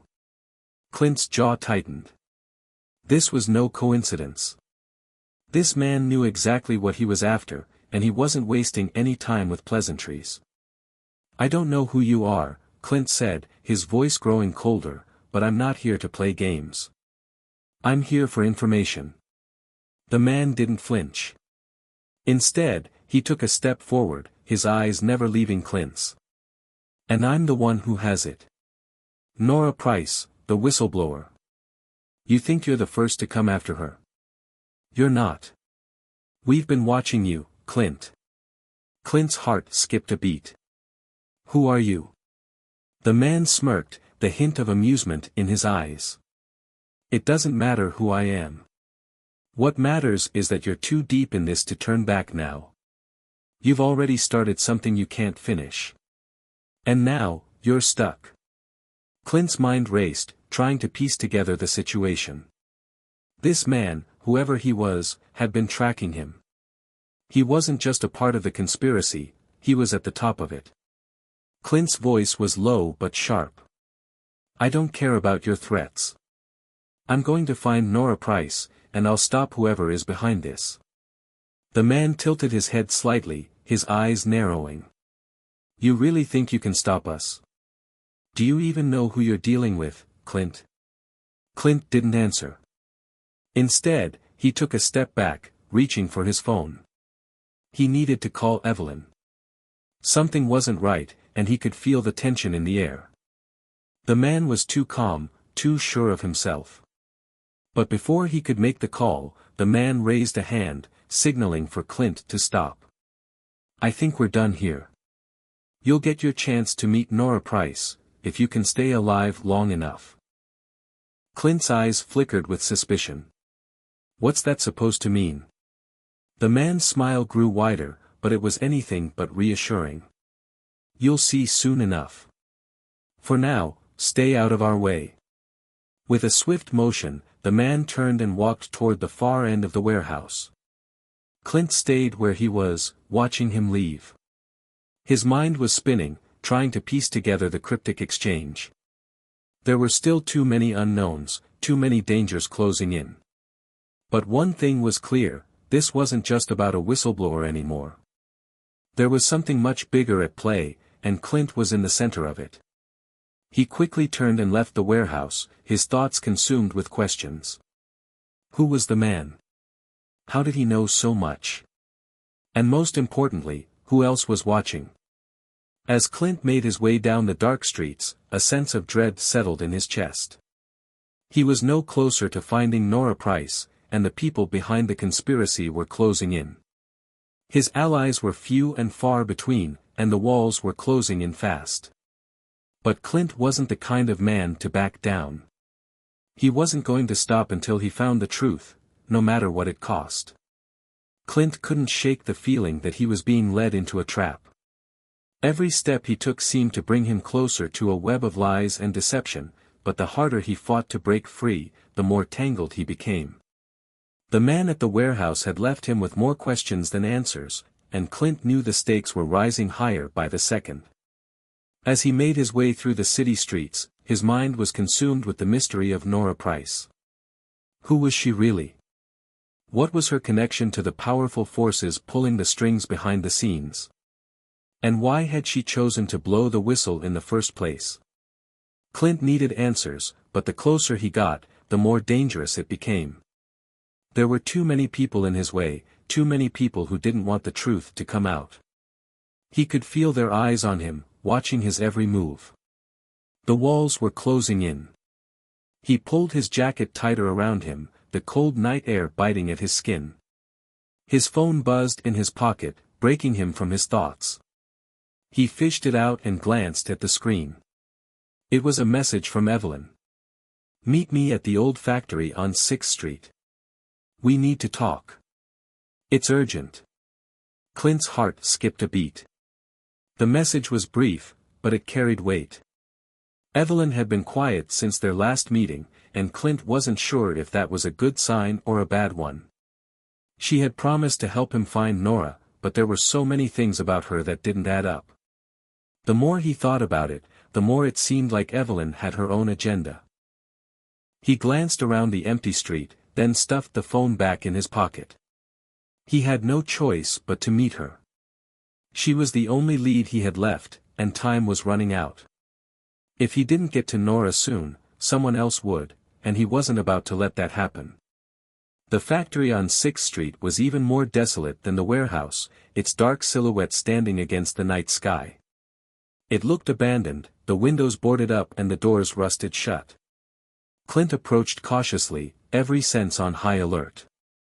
He knew better than to let his guard down, not with so much at stake. He pushed open the creaky door and stepped inside, the air thick with dust and decay. The interior was cavernous, with beams of moonlight streaming through cracks in the roof. The sound of his footsteps echoed through the empty space as he moved further inside. "Evelyn?" Clint called, his voice barely a whisper. The silence around him was deafening. A figure emerged from the shadows, and Clint's hand instinctively went to the gun at his side. But when the figure stepped into the light, he saw it was Evelyn, no weapon in hand, no threats. Just a cold, hard expression on her face. "I'm glad you came," she said, her voice low but steady. "We need to talk." Clint didn't say anything. He wasn't here for pleasantries. He was here for answers. "What's going on, Evelyn?" Clint demanded, his voice sharp. "Why the secrecy? You've been quiet for days, and now you suddenly want to meet in some rundown factory? What's really going on?" Evelyn's eyes flickered briefly, but she didn't flinch. "I had to be careful, Clint. There are people watching us. People who are very interested in what we're doing. If I make the wrong move, we're both dead." Clint narrowed his eyes. "Then why are we even talking? If you're really on my side, why don't you just tell me what you know?" Evelyn sighed, her shoulders slumping slightly. She looked worn out, like she'd been carrying a heavy burden for far too long. "It's not that simple. You think you're getting closer to the truth, but you're not. There's something bigger going on here than you realize." Clint didn't like the sound of that. He took a step closer, his eyes never leaving her face. "What do you mean? What aren't you telling me?" Evelyn's eyes flickered with something Clint couldn't quite read. She hesitated, then spoke in a voice barely above a whisper. "The people who are behind all of this, they're not just after Nora Price. They're after you too, Clint. They've been watching you, waiting for you to make your move. They know you're dangerous." Clint's heart raced, but he kept his face calm. Dangerous? I'm just trying to stop them. Evelyn shook her head slowly. You're more dangerous than you think. You've been digging into things that no one should ever touch. If you get too close to the truth, you won't just be fighting the people who want to control everything, you'll be fighting everyone. Clint didn't like the way she was looking at him now. It was as if she was sizing him up, trying to decide whether he was worth the risk. What do you want from me? Clint asked, his patience wearing thin. I don't have time for cryptic warnings. I'm telling you this because I don't want you to die, Clint, Evelyn said, her voice softening. I've been where you are. I've fought the same battles. But you don't understand the forces you're up against. They're bigger than anything you can handle alone. Clint stared at her, the weight of her words sinking in. He didn't know who to trust anymore. He had been betrayed before, and the last thing he wanted was to be another pawn in someone else's game.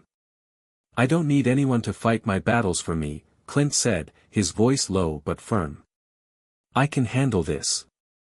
Evelyn looked at him, her eyes sad, almost pitying. I hope you're right. But if you're not, if you get in too deep, you won't make it out alive.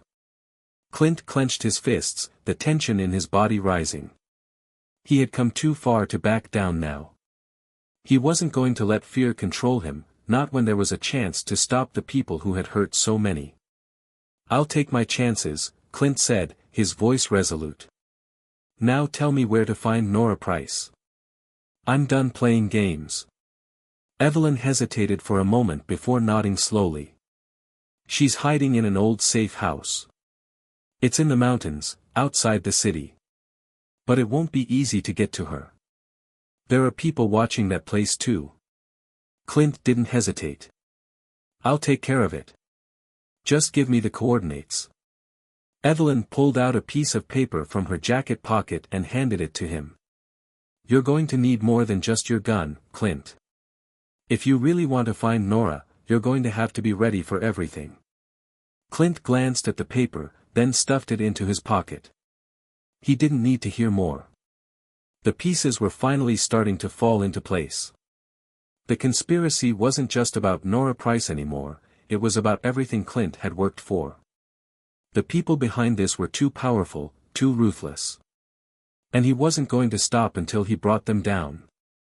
The mountains loomed in the distance as Clint drove, the night sky stretched out in front of him, dark and oppressive. The silence in the car was deafening, broken only by the occasional hum of the engine. His mind was still reeling from the conversation with Evelyn. Everything she'd said was beginning to sink in, each word echoing in his ears. You're more dangerous than you think. The warning weighed on him, but it only fueled his resolve.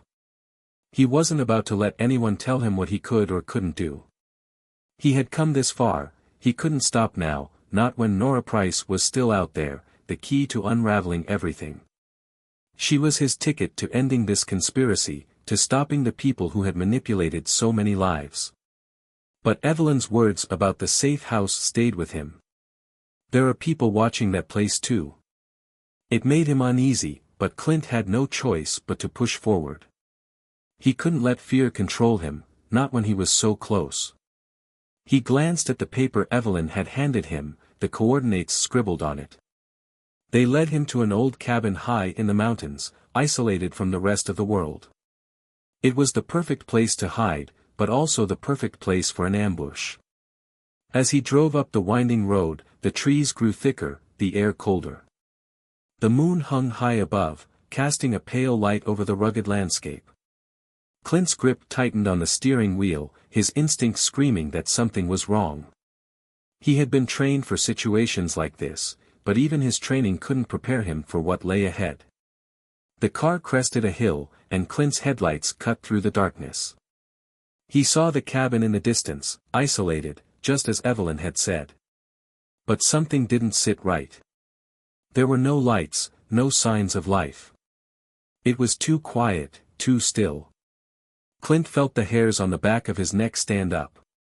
He parked the car at a distance, cutting the engine and stepping into the cold night air. The only sound was the crunch of gravel beneath his boots. Clint surveyed the area carefully, scanning the surroundings. His eyes darted between the trees and the shadows cast by the moon. He wasn't alone. He could feel it. Pulling his jacket tighter around him, Clint moved toward the cabin, his steps deliberate and silent. Every sense was on high alert. He knew better than to trust any situation like this. The closer he got, the more he could sense the tension in the air. There was something waiting for him inside, something that was going to make this mission far more complicated than he had anticipated. He reached the door, slowly pushing it open. It creaked, a sound that felt loud enough to alert anyone inside. Clint froze, listening for any response. Nothing. He stepped inside, his gun drawn and ready. The cabin was eerily quiet, the only light coming from the faint glow of the moon through a broken window. The air was thick with dust, and the furniture was covered with sheets, as if the place had been abandoned for years. But Clint knew better. This was no abandoned cabin. It was a trap. He moved cautiously through the rooms, his eyes flicking over every corner. The tension was palpable. He felt as if the walls were closing in, each creak of the floorboard sending a jolt of adrenaline through him.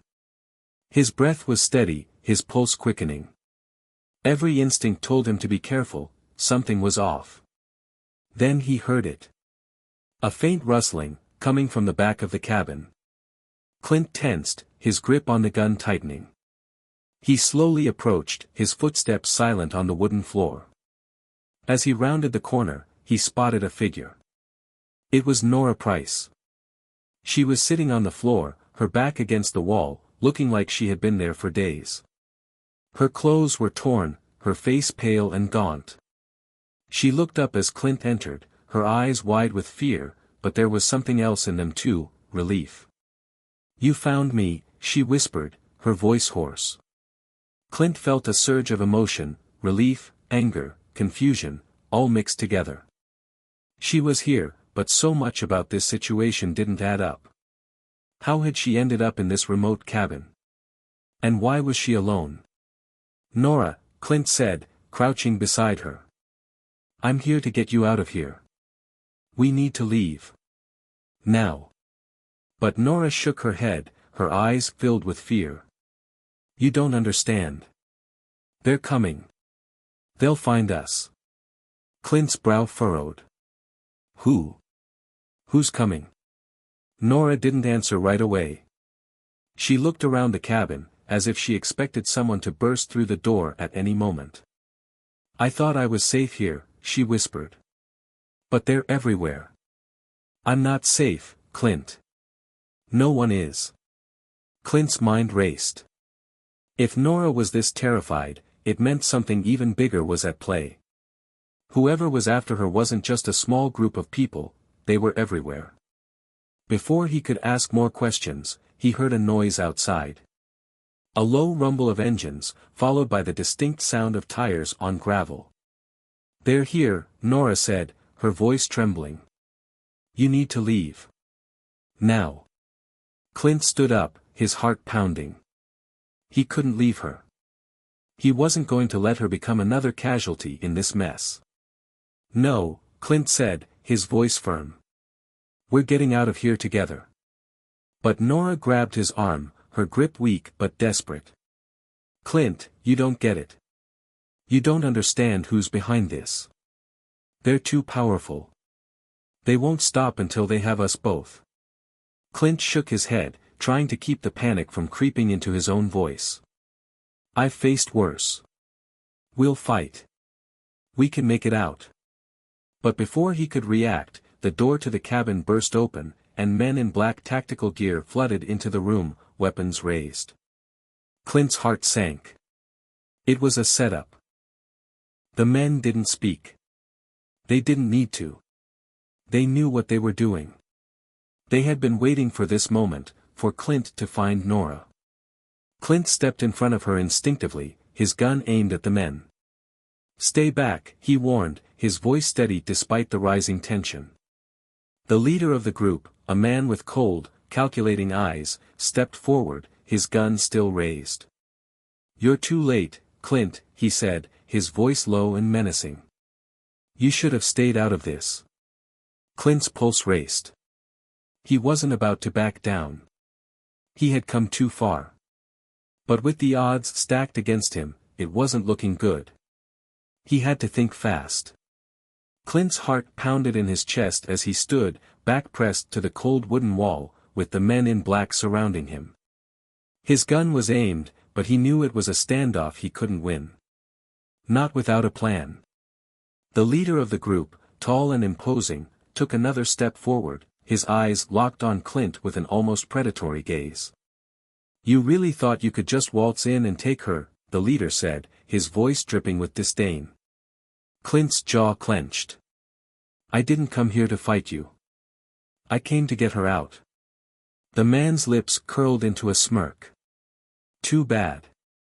The problem is, she's not going anywhere. You both are just too much of a liability now." He waved his hand, signaling his men to lower their weapons, though Clint remained tense, knowing that they were still in full control. Nora, sitting behind Clint, whispered, "Clint, you don't understand. These men, they're everywhere. It's not just them. There's a bigger picture. I thought I was saving myself, but I've only made things worse." Clint turned his head slightly, keeping his eyes on the men in front of him but listening to her desperate words. "What are you talking about, Nora? You've got to tell me everything. Now." Nora's eyes were wide with fear, and she hesitated, as though each word she spoke was another step deeper into danger. "I never meant for this to happen. I was just trying to do the right thing. When I found out what they were doing, what they were planning, I tried to stop it. I thought I could make a difference, but it wasn't just about the money or the deals. They were planning something worse. They were planning to change the course of everything, with me as a pawn." Clint's gut twisted. He didn't need to hear any more to know that this wasn't just a game of power and money. There was something deeper at play. But the more Nora said, the less Clint could make sense of it all. The truth seemed as tangled as the mess they were in. "Clint, please," Nora whispered, fear creeping into her voice. "They'll never let me go. They need me for something bigger than I can even understand. And you're just as much a target now. You don't know who you're up against." Clint's grip on the gun tightened. He didn't want to hear it. He couldn't. This had gone far beyond just rescuing Nora. He was in too deep now, and he wouldn't let anyone, no matter who they were, stop him from seeing this through. "I don't care what they want," Clint said, his voice cold. "I'm getting you out of here." The leader of the men finally stepped closer, a grin playing at the corner of his lips. "You've got spirit, I'll give you that. But you're wrong if you think you can leave here alive. This is the end of the line for both of you." Clint's mind raced.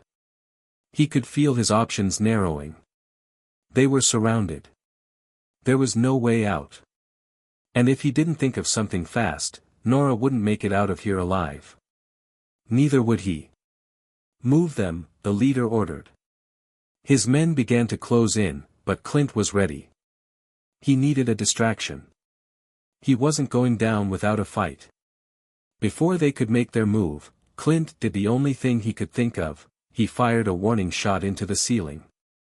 The sound of the gunshot echoed through the cabin, and the men froze for a split second. That was all Clint needed. He grabbed Nora, pulling her up from the floor. His hand was tight around her wrist, guiding her toward the door.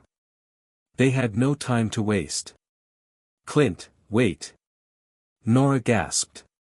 "They'll be everywhere. We can't outrun them." "Trust me," Clint replied through gritted teeth. "We don't need to outrun them. We just need to get to the car." The men recovered quickly, but Clint's shot had thrown them off for just long enough. As they rushed toward him, Clint shoved Nora toward the door, pushing her outside into the cold mountain air. His pulse was racing, but he knew they didn't have much time. Clint turned to face the men, knowing he was outnumbered but refusing to back down. He fired another shot, this time aimed at the lock on the cabin door, breaking the hinges. The door swung open, and he shoved Nora out into the open, following closely behind her. They were outside now. The cold wind whipped around them, stinging Clint's face as he ran. His eyes scanned the surroundings, searching for any sign of their car. Nora stumbled, but Clint kept her moving. "Stay close," he barked, his eyes never leaving the path ahead. They reached the car, and Clint immediately jumped into the driver's seat, slamming the door behind him. He didn't hesitate. The engine roared to life as he sped off, tires screeching against the gravel. But as they tore down the narrow road, Clint couldn't shake the feeling that this was far from over. He could hear the sound of engines behind them, growing louder, and knew that the men weren't far behind. "Hold on," Clint said to Nora, his voice tight. "We're not safe yet." As they rounded a sharp corner, headlights appeared in the rearview mirror. They were gaining on him. Nora's breath was quick and shallow. "Clint, they'll catch us. We need to get off the road." Clint's mind worked fast, looking for any possible escape route. The road ahead was steep, winding through the trees, and if he was lucky, there might be a way to lose them. He slammed the wheel to the right, veering off the main road and onto a dirt trail that led deeper into the forest. The car bounced over the uneven ground, tires digging into the soft earth as he fought to maintain control. Behind him, the sound of pursuing vehicles grew louder. They weren't giving up. "We've got to get somewhere safe," Clint muttered under his breath. But where? The mountains were vast, and they were still too close to the cabin.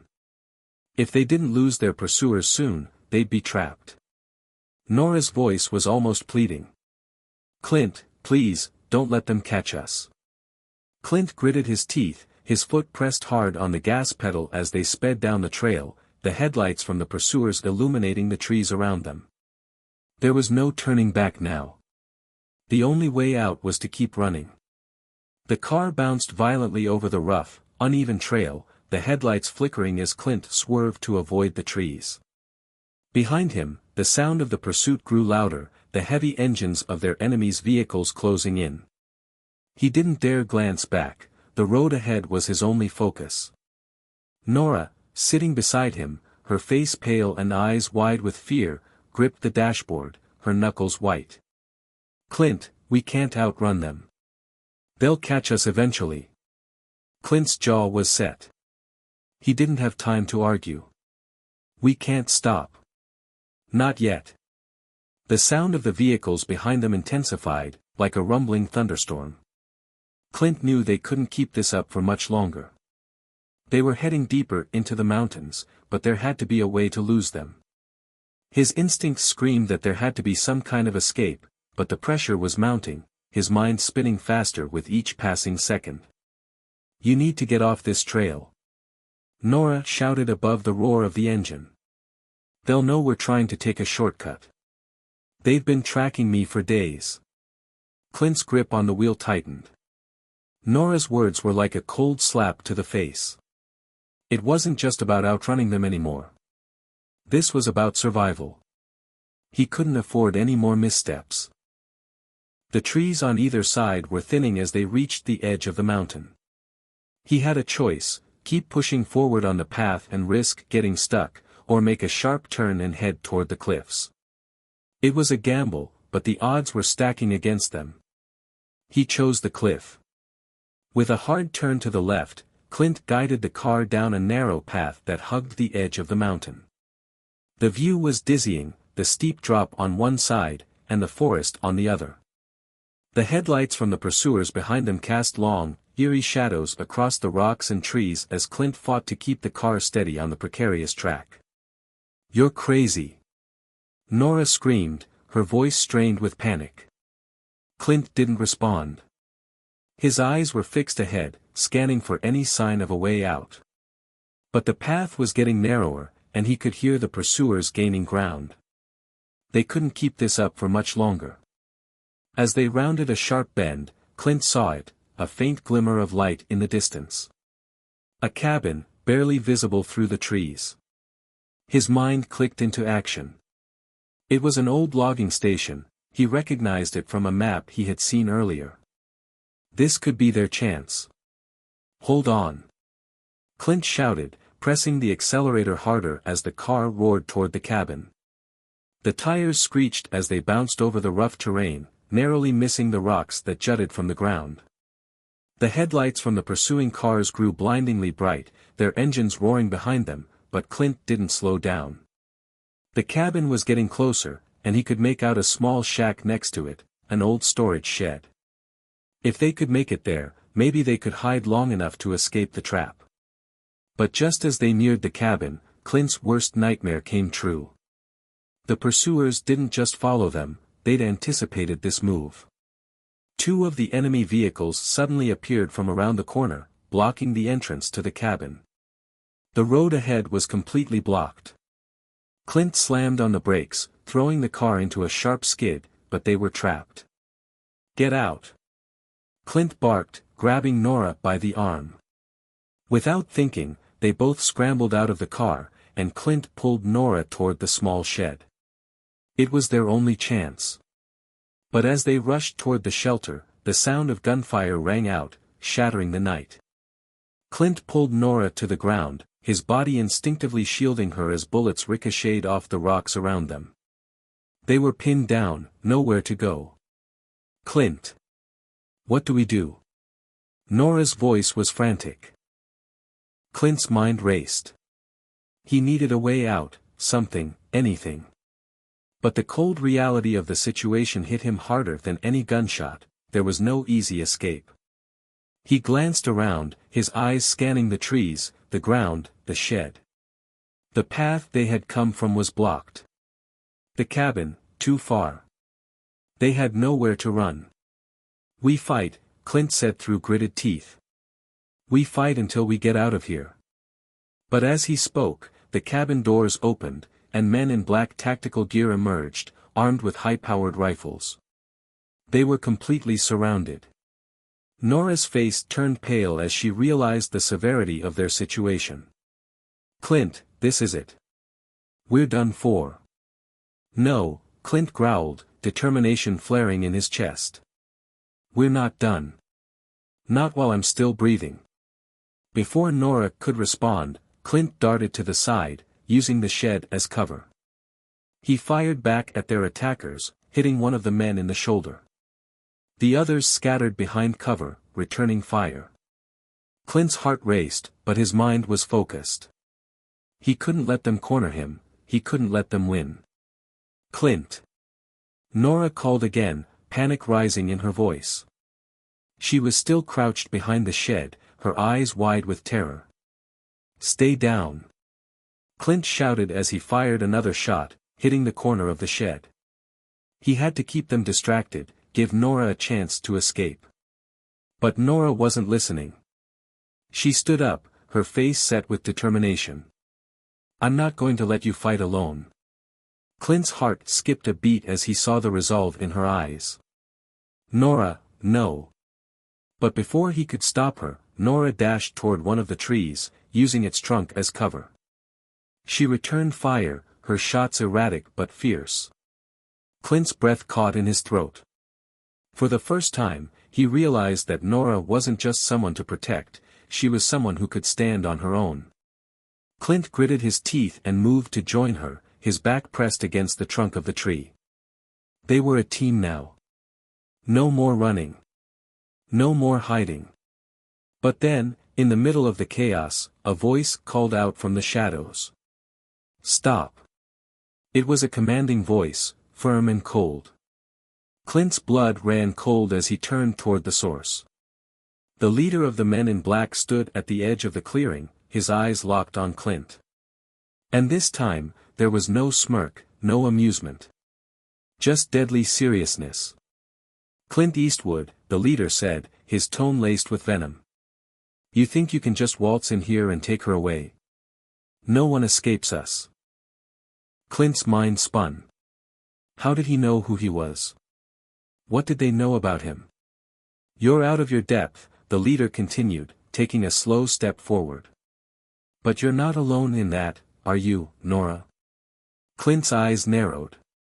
Nora froze beside him, her breath shallow. The pieces were finally starting to fall into place. This wasn't just a fight for her freedom, it was a fight for survival against an organization that knew exactly what they were doing. And now, they were coming for both of them. Clint's eyes never left the leader, his mind racing with questions. The man's presence was intimidating, his dark eyes sharp and calculating, and his stance was one of complete control. He knew Clint's name, knew Nora's, and somehow, he knew the stakes were much higher than they'd ever realized. You've made a lot of enemies, Clint, the leader said slowly, almost mockingly. But you never thought they would come for you, did you?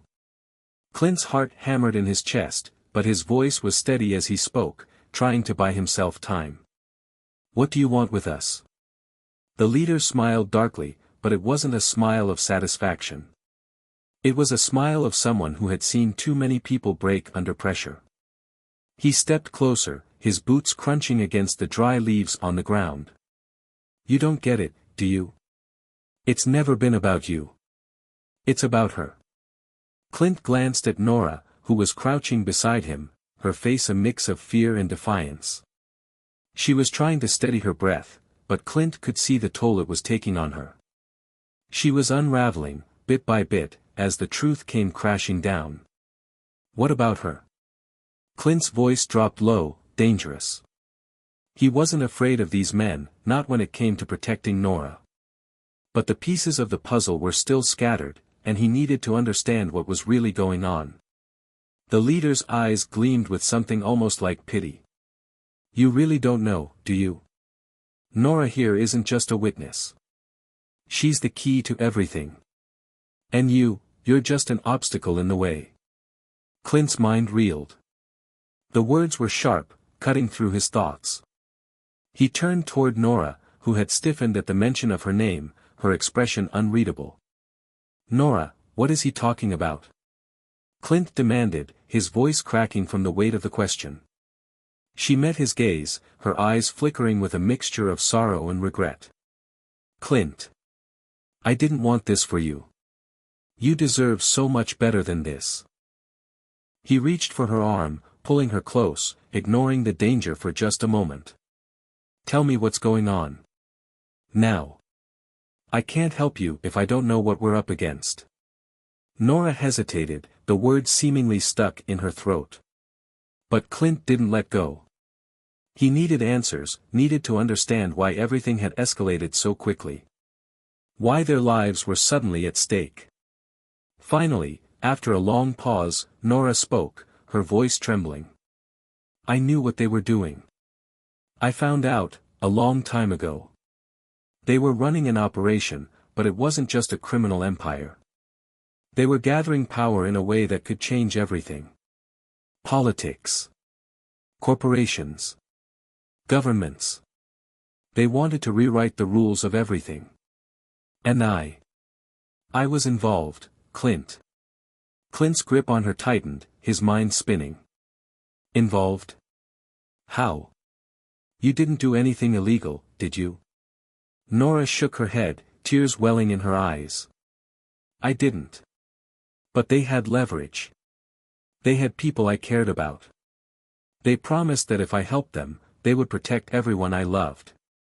I thought I could stop them from within, but I was wrong. I've only made things worse. The weight of her words hung heavy between them, and Clint's stomach dropped. It wasn't just about a few shady deals or dangerous criminals anymore. This was about something much bigger, something that could reshape everything they knew. The leader's voice cut through the tension, a sharp, calculating laugh escaping his lips. You're all caught in something far beyond you, Clint. You should have stayed out of this. But now you've crossed a line. You can't stop it. None of you can. Clint's mind was racing, the pieces of the puzzle falling into place. He'd never imagined it could be this dangerous. This vast. But now, it was clear, they weren't just being hunted by criminals. They were up against a network of power and influence that extended to the highest levels. "None of this matters," Clint said, his voice low but steady, his eyes narrowing as he met the leader's gaze. "You can threaten us all you want, but in the end, you're just another part of the system I'm going to tear down." The leader's expression hardened, his smugness fading. "You don't understand, Clint. You have no idea who you're dealing with." Clint's pulse quickened.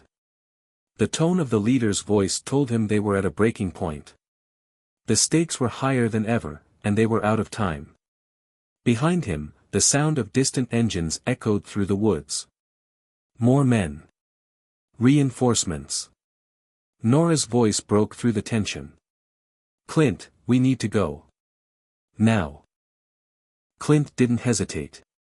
He grabbed her by the arm, pulling her up as he scanned their surroundings. The cabin was too close. The men in black were blocking every route they could take. But the trees, they could run through the trees, out of sight.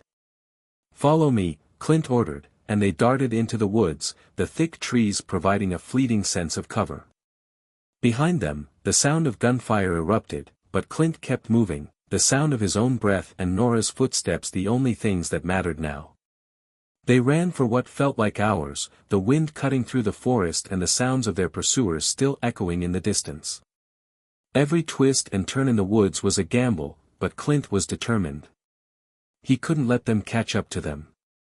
Not now. Finally, they reached a small creek, the water running fast and clear. It was their only chance to lose their pursuers.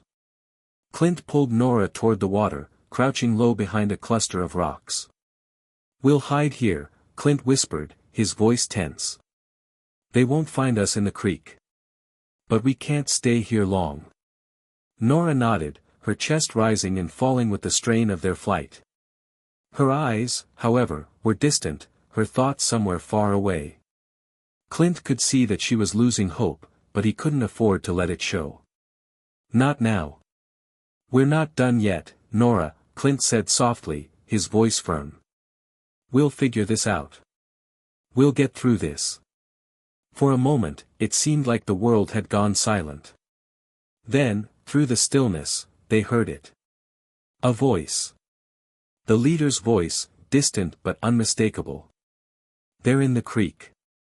Find them." Clint's heart pounded in his chest. They were close. Too close. The creek was cold, the water rushing over rocks, but Clint didn't feel it. His muscles were tight with adrenaline, his eyes flicking back and forth as he kept his focus on the trees ahead. The sound of footsteps grew louder, crashing through the underbrush. They were getting closer. Nora huddled beside him, her breath shallow, her gaze darting nervously between the water and the distant noise. The situation was grim, the final moments of their escape slipping away with each passing second. Clint knew that they couldn't keep running. This had gone beyond surviving, they needed to end this. "We have to fight back," Clint murmured, his voice low. "We can't outrun them anymore, Nora. It's time to end this once and for all." Nora met his gaze, her face pale but resolute. She had changed in the hours they'd spent fleeing. No longer just a victim caught in the web of power and deceit, she had transformed into someone with a fierce resolve. Her strength wasn't just in her ability to endure, it was in her determination to take control of her own fate. "I'm with you," she said softly. "Whatever it takes." Clint nodded, a surge of respect and trust flooding through him. They were in this together. There was no turning back. They had no choice but to fight for their freedom and for the truth to come out, no matter what it cost. The distant footsteps grew louder, and Clint's heart skipped a beat.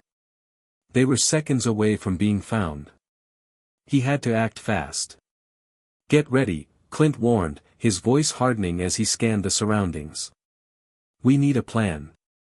Nora's eyes narrowed, determination flashing in her gaze. She understood the gravity of what they were about to do. They were up against an enemy that had eyes everywhere, an enemy that was ruthless and powerful. But they had the element of surprise on their side. It was all they had.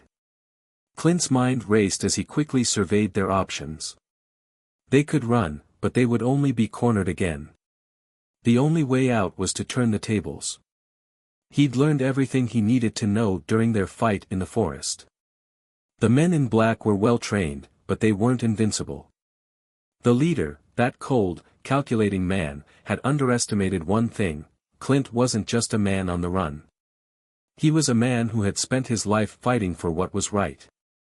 And Nora wasn't just a helpless civilian, she was someone who had lived through the worst and still had the strength to fight back. "We need to take the leader down," Clint said, his voice cold. "Once he's out of the picture, the rest will scatter. It'll be chaos, but it's our best shot." Nora nodded, already reaching for a small pack of supplies Clint had stashed earlier. They had a few weapons, nothing fancy, but enough to create the distraction they needed. "Let's do it," she said, a sharp edge to her voice. They moved quickly, sliding through the creek and climbing up the muddy bank. Clint led the way, keeping low, staying hidden in the shadows of the trees. They had one shot. One opportunity to take the fight to their enemies. Ahead, the men in black were forming a perimeter, spreading out to search for them. Clint spotted the leader, his cold eyes scanning the area, his focus unwavering. Clint's pulse quickened. This was it. He and Nora had to make their move now. He nodded at Nora. "On 3. We take him down together." She gave a quick nod, her expression steely. Clint didn't hesitate. He sprang into action, darting forward with surprising speed. Nora followed closely behind, moving with precision. They were like shadows, silent, swift, and deadly. Clint reached the leader first, using his body weight to tackle the man to the ground. The leader grunted, throwing punches, but Clint was relentless, pinning the man's arms to the ground with a firm grip. The sound of their struggle filled the air, but Clint's focus was laser-sharp. He couldn't afford to lose. Nora was right behind him, grabbing one of the rifles from a fallen soldier. Without hesitation, she aimed it at the nearest enemy, firing a shot that echoed through the woods. The men in black hesitated, their movements faltering as the chaos erupted around them. Clint grabbed the leader by the collar, lifting his face close to his. "You wanted me, didn't you? Well, now you have me. But if you want to get out of this alive, you better start talking." The leader's eyes flickered with a mix of shock and anger, but Clint didn't let up. He needed answers, needed to know what had been happening all along. "You think you can stop it?" the leader sneered, blood dripping from his split lip. "You have no idea what you're up against." Clint's grip tightened. "I don't care about your threats. I care about stopping you." The leader's expression shifted for a moment, a flicker of hesitation. Then, without warning, he spat blood into Clint's face. Clint wiped it off with disgust, then slammed the leader's head against the ground. "I'll make you talk." The leader's eyes shifted. He knew he was beaten, and Clint could see the realization in his eyes. This wasn't just a criminal operation, it was a vast network of power that went far beyond what Clint and Nora had imagined. It reached into the highest levels of government, business, and even the military.